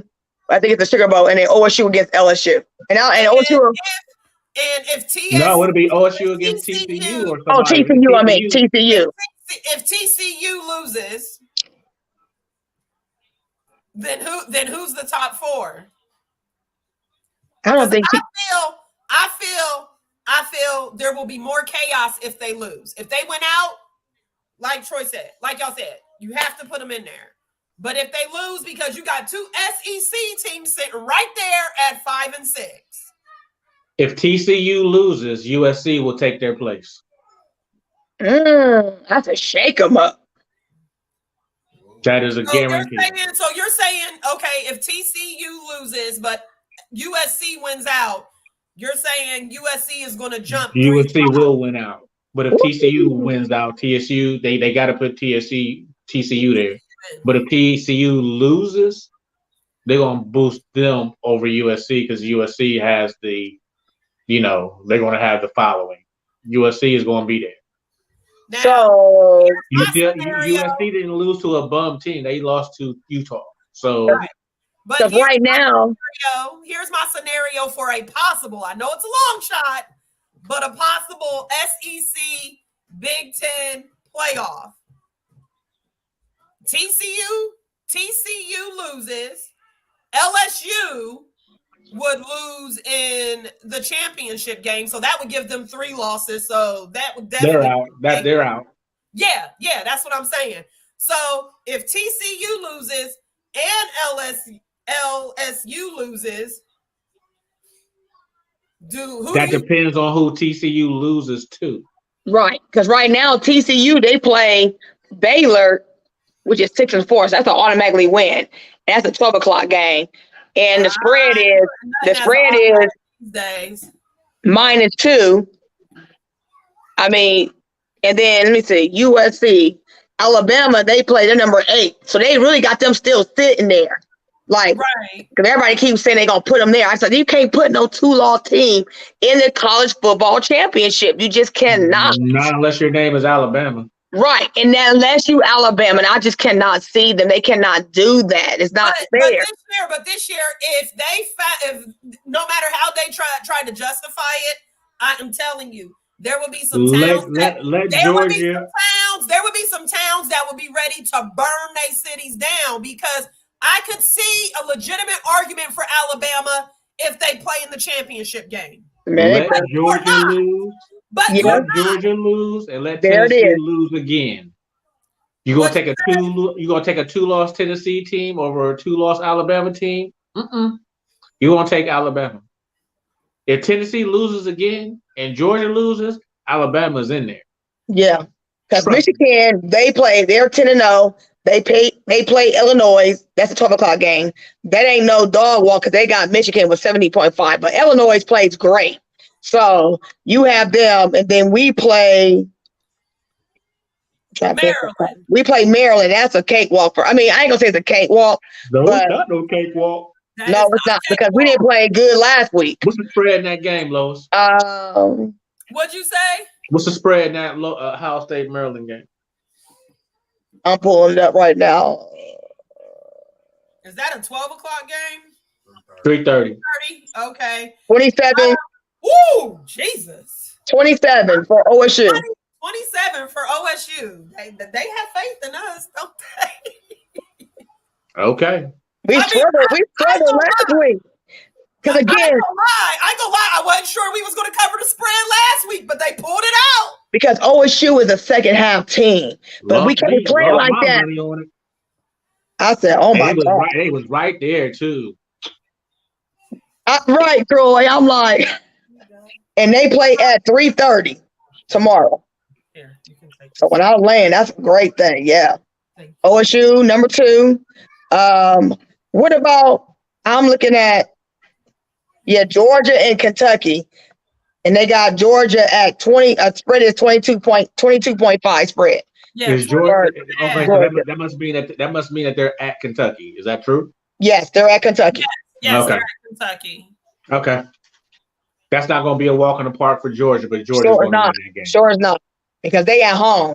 And one thing about being at home, especially who they playing, listen, y'all forget Kentucky was ranked all year until they got to Tennessee. Yeah, right. Yeah. And them fans come to play. Them fans come out. So that ain't gonna be no dog walk for them either. They're gonna have to come and play all day. I'm telling y'all right now, do not sleep on USC, especially if TCU loses. If TCU loses, USC's game this Saturday ain't no walk in the park. They got UCLA. Yeah, and they on the spread on too. And then they got Notre Dame. Exactly. And Notre Dame has been on a roll lately. So we they got cannot count out Notre Dame anymore. where's the UCLA game at? It's at UCLA. Yeah, it's at UCLA, and that ain't no dog walk because UCLA, they come to play. Yeah, UCLA has 2 losses now. They would love nothing more than to put a dent in USC's season. If USC loses that game Right. to UCLA, which is Can possible, possibly happen. and TCU loses a game, that's still some room to sneak Alabama into the top 4. I'm telling That's you. what I'm saying with a 2 loss. I'm telling you, because if TCU loses, who TCU got this weekend?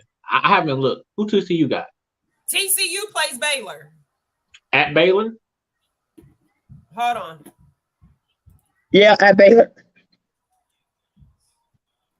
Yes, it is at Baylor. What's Baylor's record?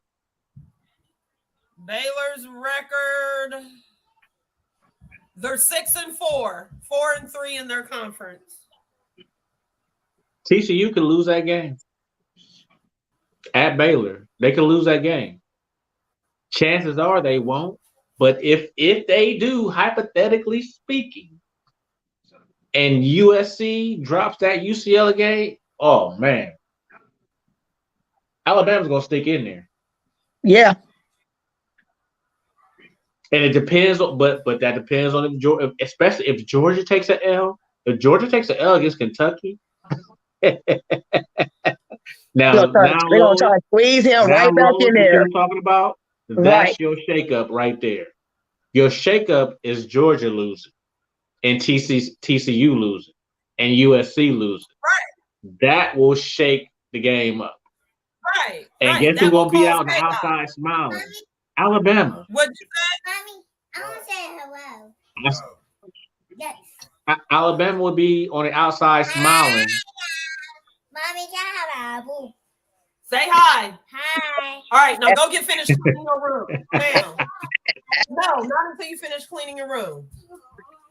Now the chances, my biggest upset is probably gonna be that USC UCLA. If USC loses UCLA, they're done. Right. Yeah. TCU loses to Baylor. If Georgia loses to Kentucky, which they won't, we just talking hypotheticals at this Baylor point. and Iowa State left. Say it again. TCU has Baylor and Iowa State left. TCU is probably gonna win out. TCU wins out, they're in, which they should be.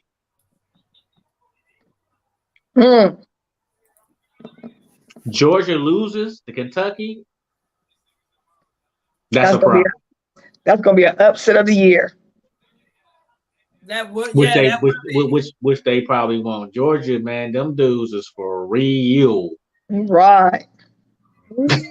Go watch Georgia play. Them dudes is for real. And they got the quarterback. Y'all forget about the quarterback for Georgia. Y'all just ain't talking about Stetson Bennett the fourth. That dude been balling. Oh my God, I'm telling you. Stetson Bennett the fourth.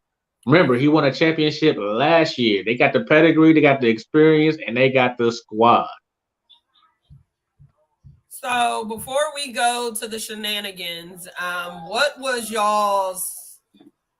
going through y'all's mind when y'all heard about what happened at the University of Virginia with bullying, that ex-football player?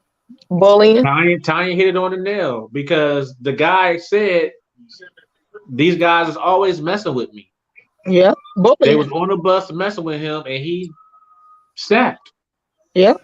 And you this is why we don't know who you messing with in them streets. You don't know what anybody's capable of. You don't know what type of person, what kind of bad day somebody's having. Yeah. You don't know what's going on in people's mind. Leave people alone. It's bullying because, and this young man was honor society, like top of the class, and it doesn't matter. Like bullying was emotional and physical even when we were growing up in the 70s and 80s, but it was a taboo word. And you think about back in the 90s when you had all those different men going into their job and blowing up and shooting up their co-workers, workplace bullying. And they say, and I'm going to continue to say it, 45% of athletes that are boys have been taunted, hazed, emotionally traumatized in the sporting arena. And now boys are no longer taking it. And I'm not saying what he did was wrong, but when you get to a place in a space where you feel you got 3 boys who have been taunting you consistently every day, your mind frame don't even go into a place no more of thinking rational. All you know is that I'm going to get you back for what you're done to me. Is it the right way? Nope. But it's going back to that same pattern. When I snap out, I'm going to do it. And yes, you killed 3 of them boys, but when you pull back the layer, what were they doing? They were taunting this boy every single day. People saw it. The coaches saw it. Players saw it. Teachers saw it. And no one stepped in at all. So he felt, I'm isolated. I don't have nobody. I don't have no safety net. I don't have nobody watching over me to keep me safe. And I snapped. Now you got 3 boys dead. All because you felt it was okay to taunt me and disrespect me. It could have been avoided. Could have been avoided. Because you had all these bystanders. And this is why I keep saying bystanders. We as educators, collegiate educators, adjudicators, you have people who are seeing you in your circle and no one stands up. And he felt that in order for it to stop, I got to kill him. And that's what he did. Did it make it right? No. But he felt in his space, there was nobody that watched over me for my own mental health. And now he gonna go to jail for the rest of his life. But that means that you took it in your own hand. Yeah.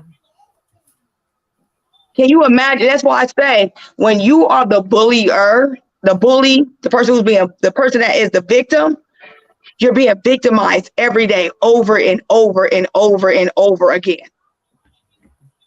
And you know what? Now with this transfer portal,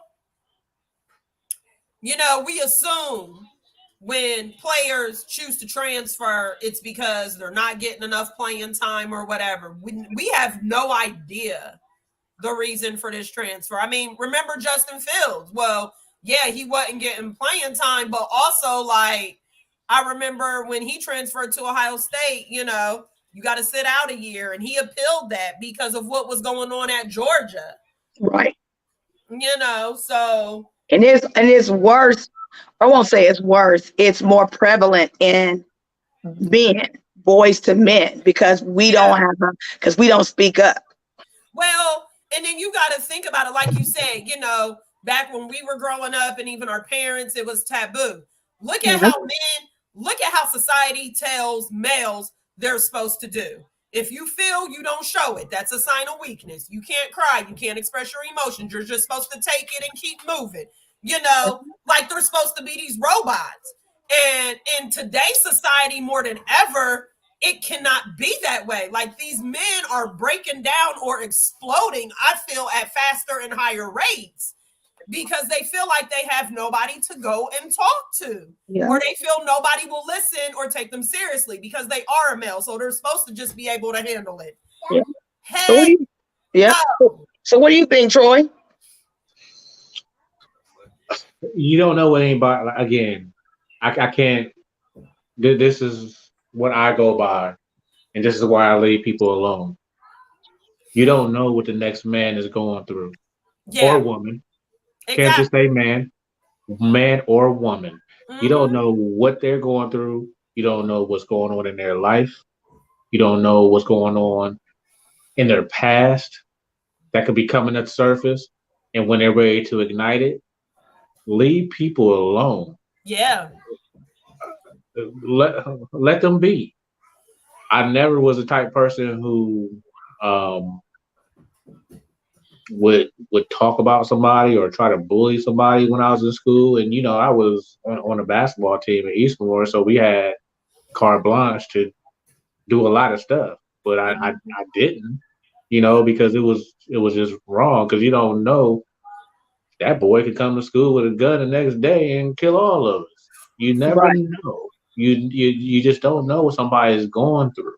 Yeah, and you don't know what anybody's capable about of. Sports, but to put it out there, like that's one of the things that me and Reggie have been trying to get across to the administrators at our daughter's school right now, because you don't, like you said, Troy, you don't know what these kids are going through. And at some point, enough is going to be enough, and somebody is going to snap. Mm-hmm. Yeah. And it shows that because it happens. It's not like it doesn't happen. It does happen. Right. Some people just can't take it anymore. Yeah.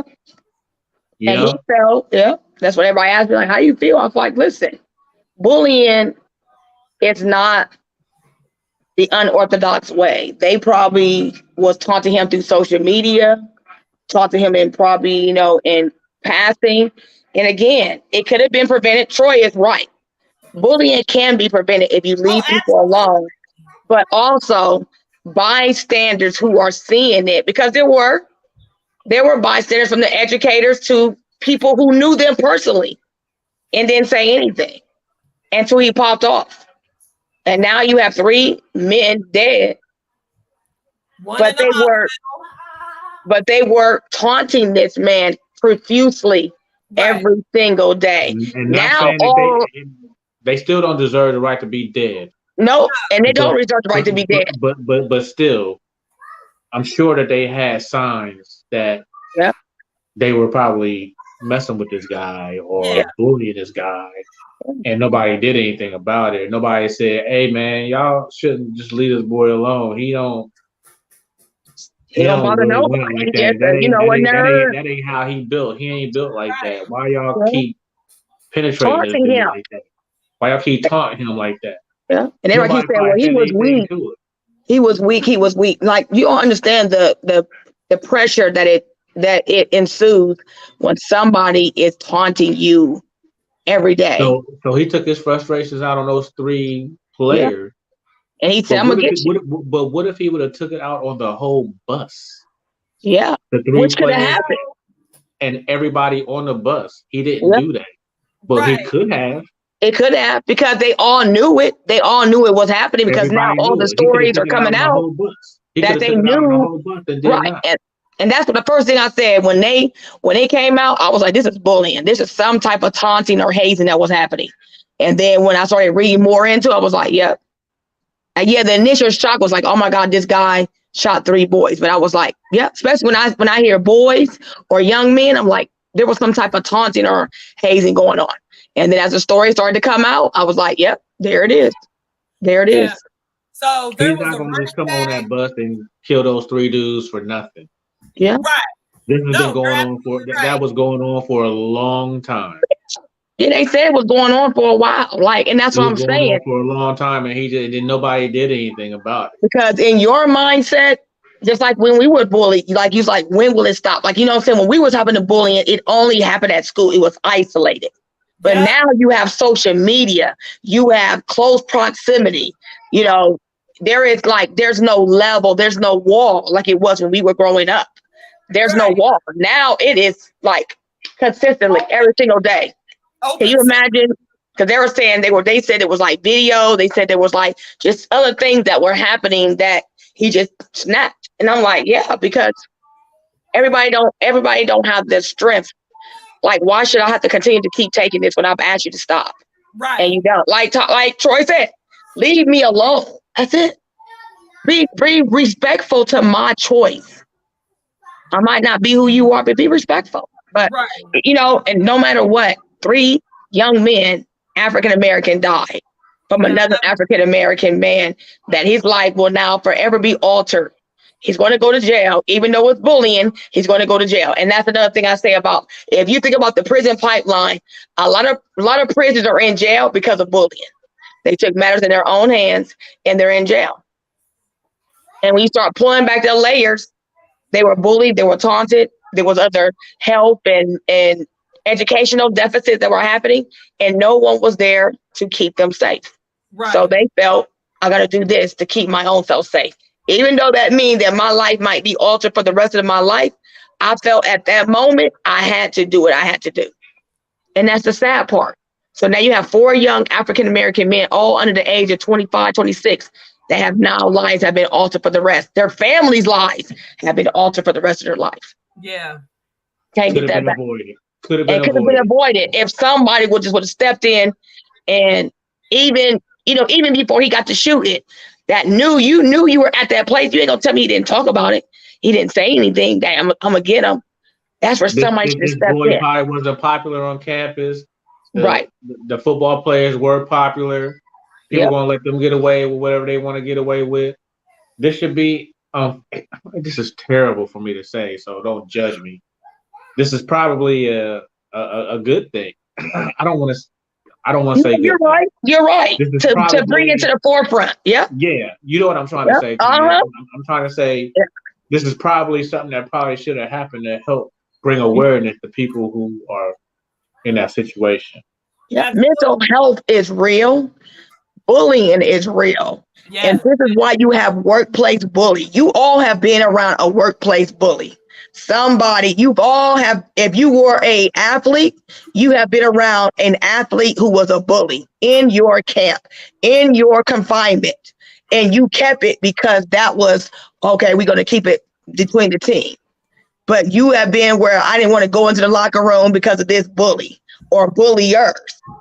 Those boys should still be alive. Yeah. And they should be alive. But he felt that this is all my own. This is in his mind. He didn't have nobody to turn to. Thank you. He didn't have a choice because it was going to continue. And it probably had got to worse where it was probably when you start thinking about killing yourself or killing others, that means that mindset is where it is happening every day. There's no break in that. There's no break. It's not letting up, not just at school. Now it's ensuing my life. It's impacting my life completely. Yeah. So that's why I said, no, killing is not wrong. It's never right. But people got to understand that layer that happens when people are ensuing and purposefully bothering your mental health. Mental health is real. And when someone like bullying is literally impacting your life every single minute of the day, it changes who you are. So where you get to that mindset of I kill you or you kill me, because I can no longer be who I want to be because of your emotions that are ensuing on me. And that's what I talk about. And that's why it's dreadful, it's hurtful that 4 young men and 4 families lost their young men and then you got a community. Right. Well, a community of people. There was actually 2 more people who were shot that was on that bus. Another one was the running back. He's hospitalized after he was shot in the back. So we don't even know what his prognosis will be, shot in the back. Where did that, you know what I'm saying? Like, where was he shot at? Is he going to be walking again? And then they said there was a student. 6 families are affected. Yeah. Over something that could have been avoided. Right. And then they said there was a student who was also shot, but he's in good condition. And that was the hurtful part for me. Like you said, Troy, I was hurtful for me when I heard this story, was that you talk about 6 families have been impacted, all behind of the word bullying, because families, people who knew these players, who knew him, did not intervene. They didn't intervene. Because again, bullying is not a word, especially in a men's space, that is talked about at all. So it is. I'm gonna be watching the story closely because a lot more is coming out, and it's not great. Because again, 6 families are impacted by one choice that he felt that could no longer continue because of what was happening to him. Right. Yeah. By one choice that he felt was his only choice to get. Yep, and that's what it said, Troy. He felt in his only Lois Lane, he felt his only way out was to do what he did. Yeah, because he wanted to show people like, look what they doing to me. Look why they keep doing this to me. What else I gotta do? Right. What else do I gotta do? He's like he's like, I'm gonna go to prison for the rest of my life because of this. But yep, now it's in the light. Now it's in the light. Now the campus who probably knew something about it, he probably went to his dean. He probably went because there's a pattern. I'm a bully prevention officer, and there's a pattern. Before he gets to these places, there is a stream of conversations, verbally conversations. Not most of the time, it's not documented. It's these conversations that this is what was happening, and nobody took it purposeful. Nobody took it that it was real. Well, just leave it alone and let it go. No. What do we do to keep our students from being harmed? Do we know what respect looks like? Inclusiveness, acceptance? We don't. Against our own people. And now we got 6 people impacted because someone felt that in their mindset that all I have is me or them, and I choose me. Yeah. Leave people alone, man. Don't. Leave people alone. Or be respectful. Like we had when we were growing up. Be respectful. Same leave thing. People alone. Be respectful. Leave people alone. Leave people alone. You don't know what the next man is going through. Nope, you don't know what type of day he is. And that's why I'm so glad. Like you said, I'm glad that it did happen because now colleges are being put on blast. They're putting in the forefront of what needs to happen on these campuses. Right. It ain't just about no damn FAFSA. It is about, making sure that these kids are mentally sound. These kids are coming from different households, different environments, different traumatic experiences, and you're bringing them on campus. You ain't gonna tell me that boy ain't told nobody what was happening. He told somebody and you didn't do anything about it. Yeah. So here we are months later, maybe a year later, and these kids are gone because they were allowed to do it. No one stepped forward and said, hey, that's wrong. Get it together. Leave them alone. Stop messing with them. You're gonna lose your scholarship,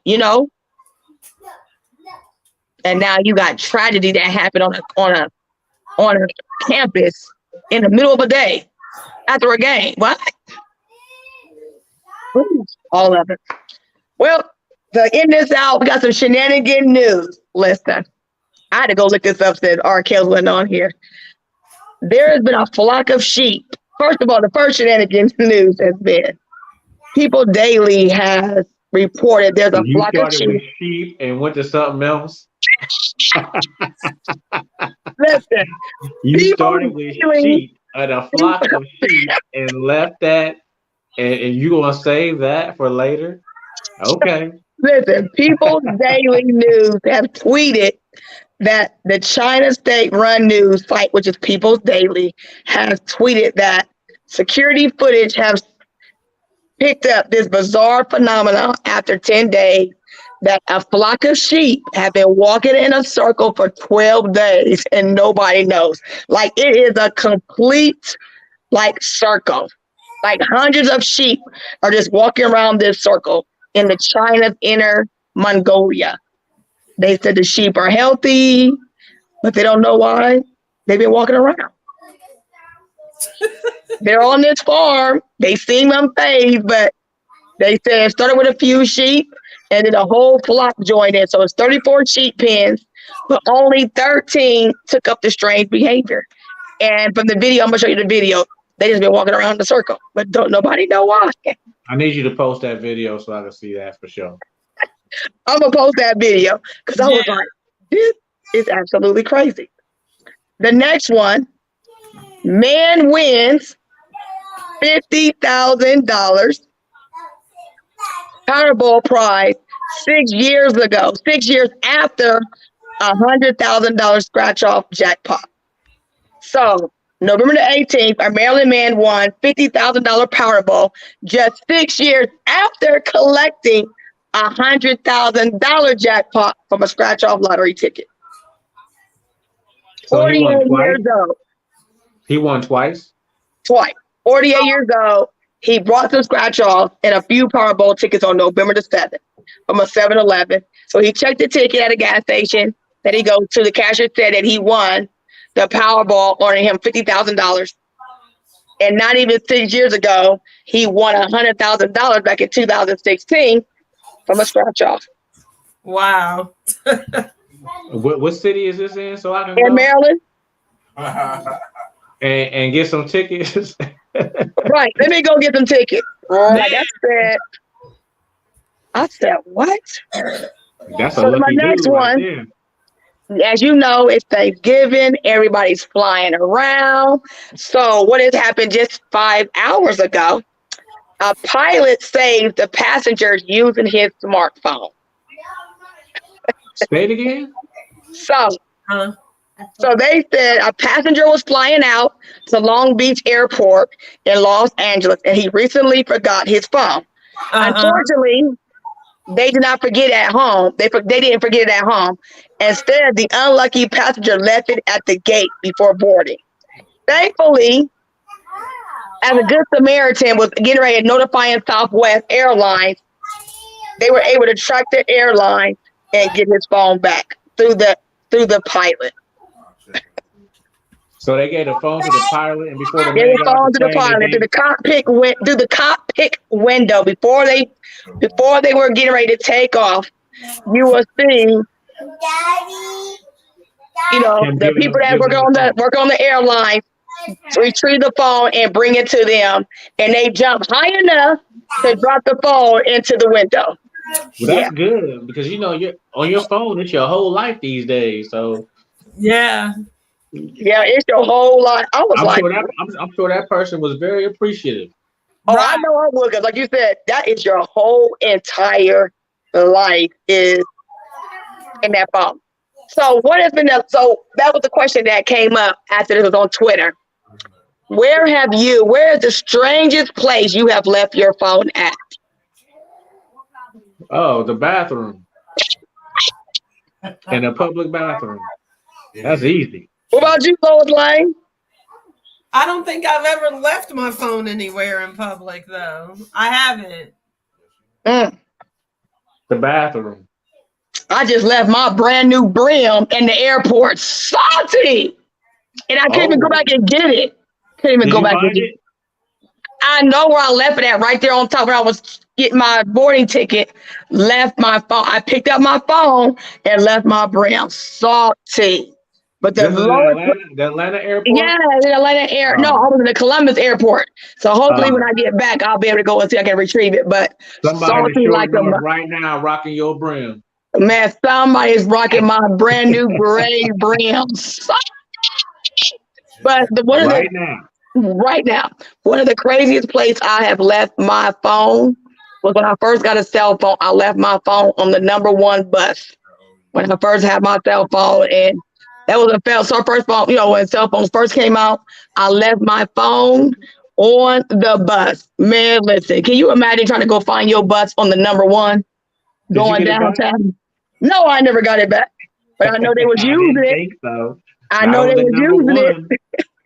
That person who found that phone probably still using that phone. They using my phone. I said, oh my God. And then my last one, an owl attacks a woman twice in the same week. An owl? So So on Tuesday he attacked a woman, and on Thursday he the attacked her same again. woman. So Kristen Matheson was walking along in the woods by her Hansville, Washington home when she was attacked. No warning. She said the attacker was fast and silent, but it left a mark right on her face. A She week was too later, close to a nest or something. right. A week later, she was working the same trail and got attacked by that same owl again. That's funny. How many times you really actually see owls out in the wild? I know. don't think I've ever seen an owl. Right. But it said an owl, owl. and she said she was just walking. She don't know, unprompted. And she said that when she went back, he cut her in the same spot twice. Ooh. I can honestly tell you, I've never seen an owl out in the wild. I've never either. And she said that it wasn't wild. It was on a park trail, and through the urging of her friend, she went to get a tetanus shot, and the doctor couldn't believe it that the owl cut her in the same spot twice. Oh, So wow. you know what she need to do? She need to go, since an owl hit her twice that we don't ever even see. She need to get in her car, drive to Maryland, and drive and buy one of those lottery tickets. Right. Buy one of those scratch offs, because that's some luck for you right there. That's some luck. But then when she started to share the story on social media, they said that in the Washington State area, there had been other attacks by these barred white owls. But she said to be attacked twice and confronted, she was like, wow. And then she said, because the doctor said most owls are very subdued. You don't really see them, but not no warning, but in the same spot. So I'll post these shenanigan news up on. But the shenanigan of all the shenanigans is the story that is out with a young woman, 25 years old, Shanika, is that Jackson? She went to Cabo, Mexico with her And 5 got beat friends up and and boyfriend, got beat up and died at the hands of her friends. Now that is some shenanigan BS news if And I they all ever going to jail. heard it. They all going to jail. Because at first, when the first report started, this is what's crazy to me as parents. We all are parents of children. We all are parents of girls. Their mother didn't even know anything about this video until it released on Thursday. Between one of them friends released that friend. And what I've always been told when we were growing up, if you're going to do a crime, do it solo. Never do it with somebody, because you never are going to know the temperament of everybody else's feelings and their emotions. Yep. Don't video it either. And that's the thing too. They were talking about that all over Twitter. Well, really on TikTok. Like TikTok has blown up. Like there was a question today, when we went to the RCA PD, they said over 5 billion people, because they asked them, Google did a survey between TikTok and Google. What do you think people research the most through to find something, through Google or TikTok? Google. No, TikTok. What do you think, Lois Lane? TikTok's the new Google. What'd you say? I said She's out of there. there was a survey that Google ran. Google ran a couple months ago, back in the springtime, showing the search engine. How did people search for things? Was it Google or TikTok? TikTok. TikTok is the new Google. So if you go on TikTok, load up her name, you will see the fight. You will see all the information. So now all the friends are now putting out their story. And so the father went on one of those podcasts like we were on in North Carolina, and he just said to see his baby, get beat. That's and he terrible. said they had to like wake her out of her sleep. That's why she was so coherent, because But she they was said that asleep. she was drunk. They said she was drunk. If you go to TikTok, she wasn't drunk. There was no alcohol in her system at all. At all. So that's what Dad said, that you woke her up out of her sleep. So That's 24 terrible. hours of my baby leaving North Carolina to go on a trip, my baby did on the Saturday. That's After we terrible. went FaceTime, it's terrible. And they going to jail. And On the- the people who taped it, the people that was around, they all accessories. They going to jail. And I feel they're going to go to jail on the Mexican side, not the U.S. side. Whoa, you don't want to go to that jail. Because they said that the Mexican, because the FBI has now picked it up. And now the Mexico authorities now have gotten involved because it happened on their soil. Because at first they tried to say it was just like, just a regular death. Because listen, you got back on a plane and came back home and dropped her bags off to her mom. How foul is that? You should go to jail just on that alone. Right. I couldn't even believe that when they said that Khalif, which I guess must have been her boyfriend or friend, took her bags to her mom's house. Now, if me as a mom, I'm going to be like, where's my daughter? Why did you leave her? Even if she was hurt, why did you leave her? And why are you bringing her bags? And then the tape drops Thursday. They can't get in touch with nobody now. Everybody running now. You can't hide. They all had jobs. Your whole life changed in the blink of an eye. And you left a woman on international I hope that was all worth it for them to go to a possible Mexican jail. Because they said they took $10,000 from her. That's how it happened. Know who your friends are. Yeah, they was trying to take $10K from her. So I guess that was the purpose of them luring. And her boyfriend, well, Khalifa, whoever he was, lured her there so they could take the money from her because she was an up-and-coming hairdresser. It's just sad. That's another sad thing. Yeah, that was a setup. Come here, pretty girl. Set up. I just like, wow. I just couldn't believe it. So, well, we have done another great show. It is Thanksgiving. The week of Thanksgiving is coming up. We will be back on the air on Friday. I know everybody will be back. If not, it'll be us. And I am excited. So what's the word? We're going to leave the word. So the word, what is your word for this Thanksgiving holiday? Lois Lane. Thankful. Thankful. What does Thanksgiving mean to you this year? What's the word?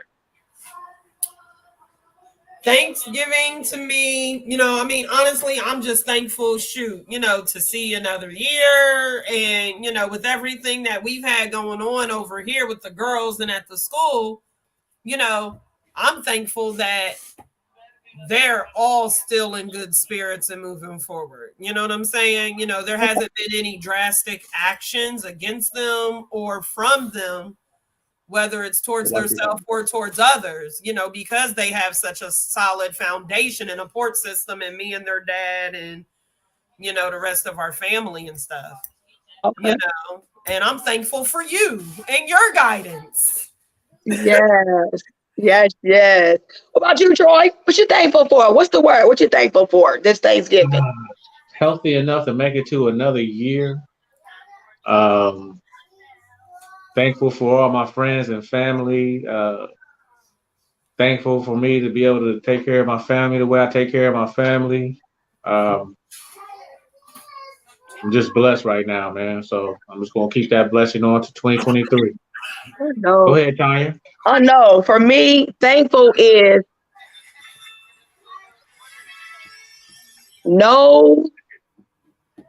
become an advocate. Become an advocate for your health. Become an advocate for your children's education, and become an advocate for your family.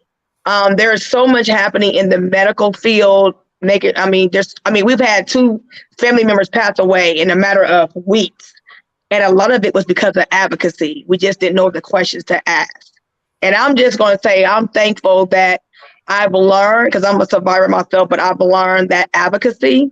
And I'm thankful that we're still here. Like, this is the first time in 10 years that I am truly healthy inside and out. Like, no elements, cancer free. And I'm thankful for you all to continue to bring sports in a manner that we have never brought it before. And I'm thankful for the opportunity to teach and love what I do in a space that I love what I do. But my thankful is advocacy. We got to understand how we can better ourselves in the medical and healthcare and the educational fields. That's my thankful for. Is thankful for us and families and good health, but I want my families to understand that in order for us to continue to stay healthy in 2023, because the measles is the new communicable disease that is out here, and it's ravishing daycares and it's ravishing schools. So when I say ravishing, there is many cases of measles that is happening. And there's not a lot of advocacy that is happening and sharing that in our community, knowing what to do and how to fight it. So I'm thankful for just being a voice, just being a voice of the people, and I'm looking forward to this Thanksgiving. You are the voice of the people. Yeah. And you know For what? sure. And I take it with such a strength. Last week we went to go see Wakanda Forever, and I know everything that you hear out here. And I truly say, for you, go see it for yourself. Everybody has a propaganda, but if you want a movie that is for us, about us, to see Black excellence on a movie screen that we never saw when we was growing up, Nope. it is absolutely amazing. It was great, and appreciate you for hooking that up and getting people out there to see it, because some people never even seen it before. No, So shout out to you for making that happen. Good job. yeah, and that was me, Erica, and Jeanette, and that was the focal point, was for us to bring families together. For us to connect with other families and to see that, because sometimes we as families, we don't have other connections outside of our family, and Right. so families don't know how to connect because they're in our own circle. And so we're trying to do that again in the next couple months, where we do another family night, like it be all the adults, and we can Okay. meet each other, because there's so many families just like all of us that have connections, but there's no support. And so Right. Wakanda was a great way. Like when I look at Chad Boswick and what he did for the movie screen of bringing Black Panther to life back in 2018. So when Keisha said, I haven't been in movies in 5 years, like that was a plus to me. That was a blessing for me to bring She out. was right. We ain't been there in the fight. The last time we went to the movies was when we saw the first Black Panther. Yeah. And so when she said it, and we got home and we started to ponder that, like, wow. And there was another parent that was there that had been in movies like over 7 years, like between 5 and 7 years. And so it was just great for us to come out and see us and be with kids in a movie that was like, they really did a great job with Chad, like celebrating who he was. When I went back to school, y'all, I asked my students, because my students are African descent, was that movie depicting them in the correct manner? And they said, absolutely, yes, Miss Kelly. When you deal with a death, you wear white or Black. The ceremony was spot on. Like my babies came back, was like, Miss Kelly, did you see it? This was who we were. It showed Africa, not the poor and the famine that we usually saw when we was growing up with the flies all over their eyes and all that. We saw African culture. Like my friend Kwan right now is in Ghana, and she's getting ready. She's going to post in the next couple of days the door of no return. If you don't know what the door of no return is, it's the door that when the slaves went through this door, and they went through that to that island, they went to the mainland, and you were never seen again in your own culture. So Black Panther, even Women's King, if you have not seen Women's King, go see it on your Fire Stick, however you see your movies. That's another movie that I would say over Thanksgiving weekend, go see Women's King. It's another movie that was all about us. No matter what they said, if you see the movie, you will see at the very end what it turned out to be. And Viola Davis, she needs to win an honor. She needs to win an Oscar, because she played that movie. And it brings history that me, Troy, Lois Lane, we never even got to talk about. We never even knew anything about when we was going to school. It was just European history. And Right. now when I look at 2022 and 2023, our children are so exposed to our own African culture and learning about things that we never were learned about. So that's what I'm thankful for, just being a voice of the people and continuing to thrive and just keep healthy, because I'm healthy after 10 years. I am healthy inside and out, like good bed of health. My cancer, my cousin passed away at a young age, 52, 53. That's young. But for the first time, that's what I'm thankful for. And thankful, just for family and friends like y'all. So that's the Sports Kales Wine and Brew Show. Wrap it up.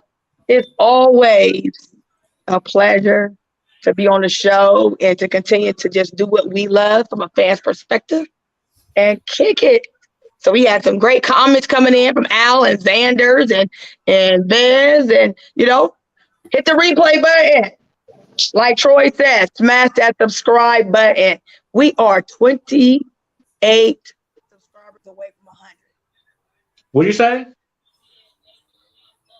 28 Hello? subscribers away from 100. We are 28 subscribers away from 100.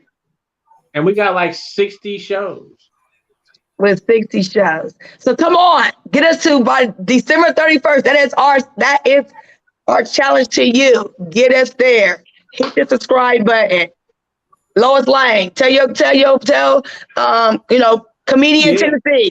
Tell us folks to get on there and smash that button. Go back and replay some of the show. Tell JK to get on there and subscribe and bet. Yes, JK and bet. Cause Troy, the Boogie Troy, he keeps us on our toes. This year, last week, who got the money last week? Was it Al? Al won his double or nothing, but Okay. I won with Neil, and whatever. Right, because I know week before last, Neil took all the money. Neil took a good old good Neil had a really good weekend. A good hot 80, and I lost a good hot 40. So come on, smash that button. We're 28 away from 100. And that is the goal that I'm like, man, if we can get that to December 31st, let's pop. So, next week, we got this game, and then when we come back, we're going to be getting prepared for the day before the Michigan and OSU game. The game. The game. So we already know we're going to come with our A game. Tell your friends, bring some yak. We always got our yak. We always got our boys in our sports. And next Friday is the day before the game. Will OSU get what's due to them this year? Or will Michigan go up 2-up? We're going to see. It's going to be a good game. It's going to be a good game. So all the crew will be back. And we just going to kick it like we always do. So have a wonderful weekend. Be blessed. Have a wonderful Thanksgiving. We signing off. Deuce.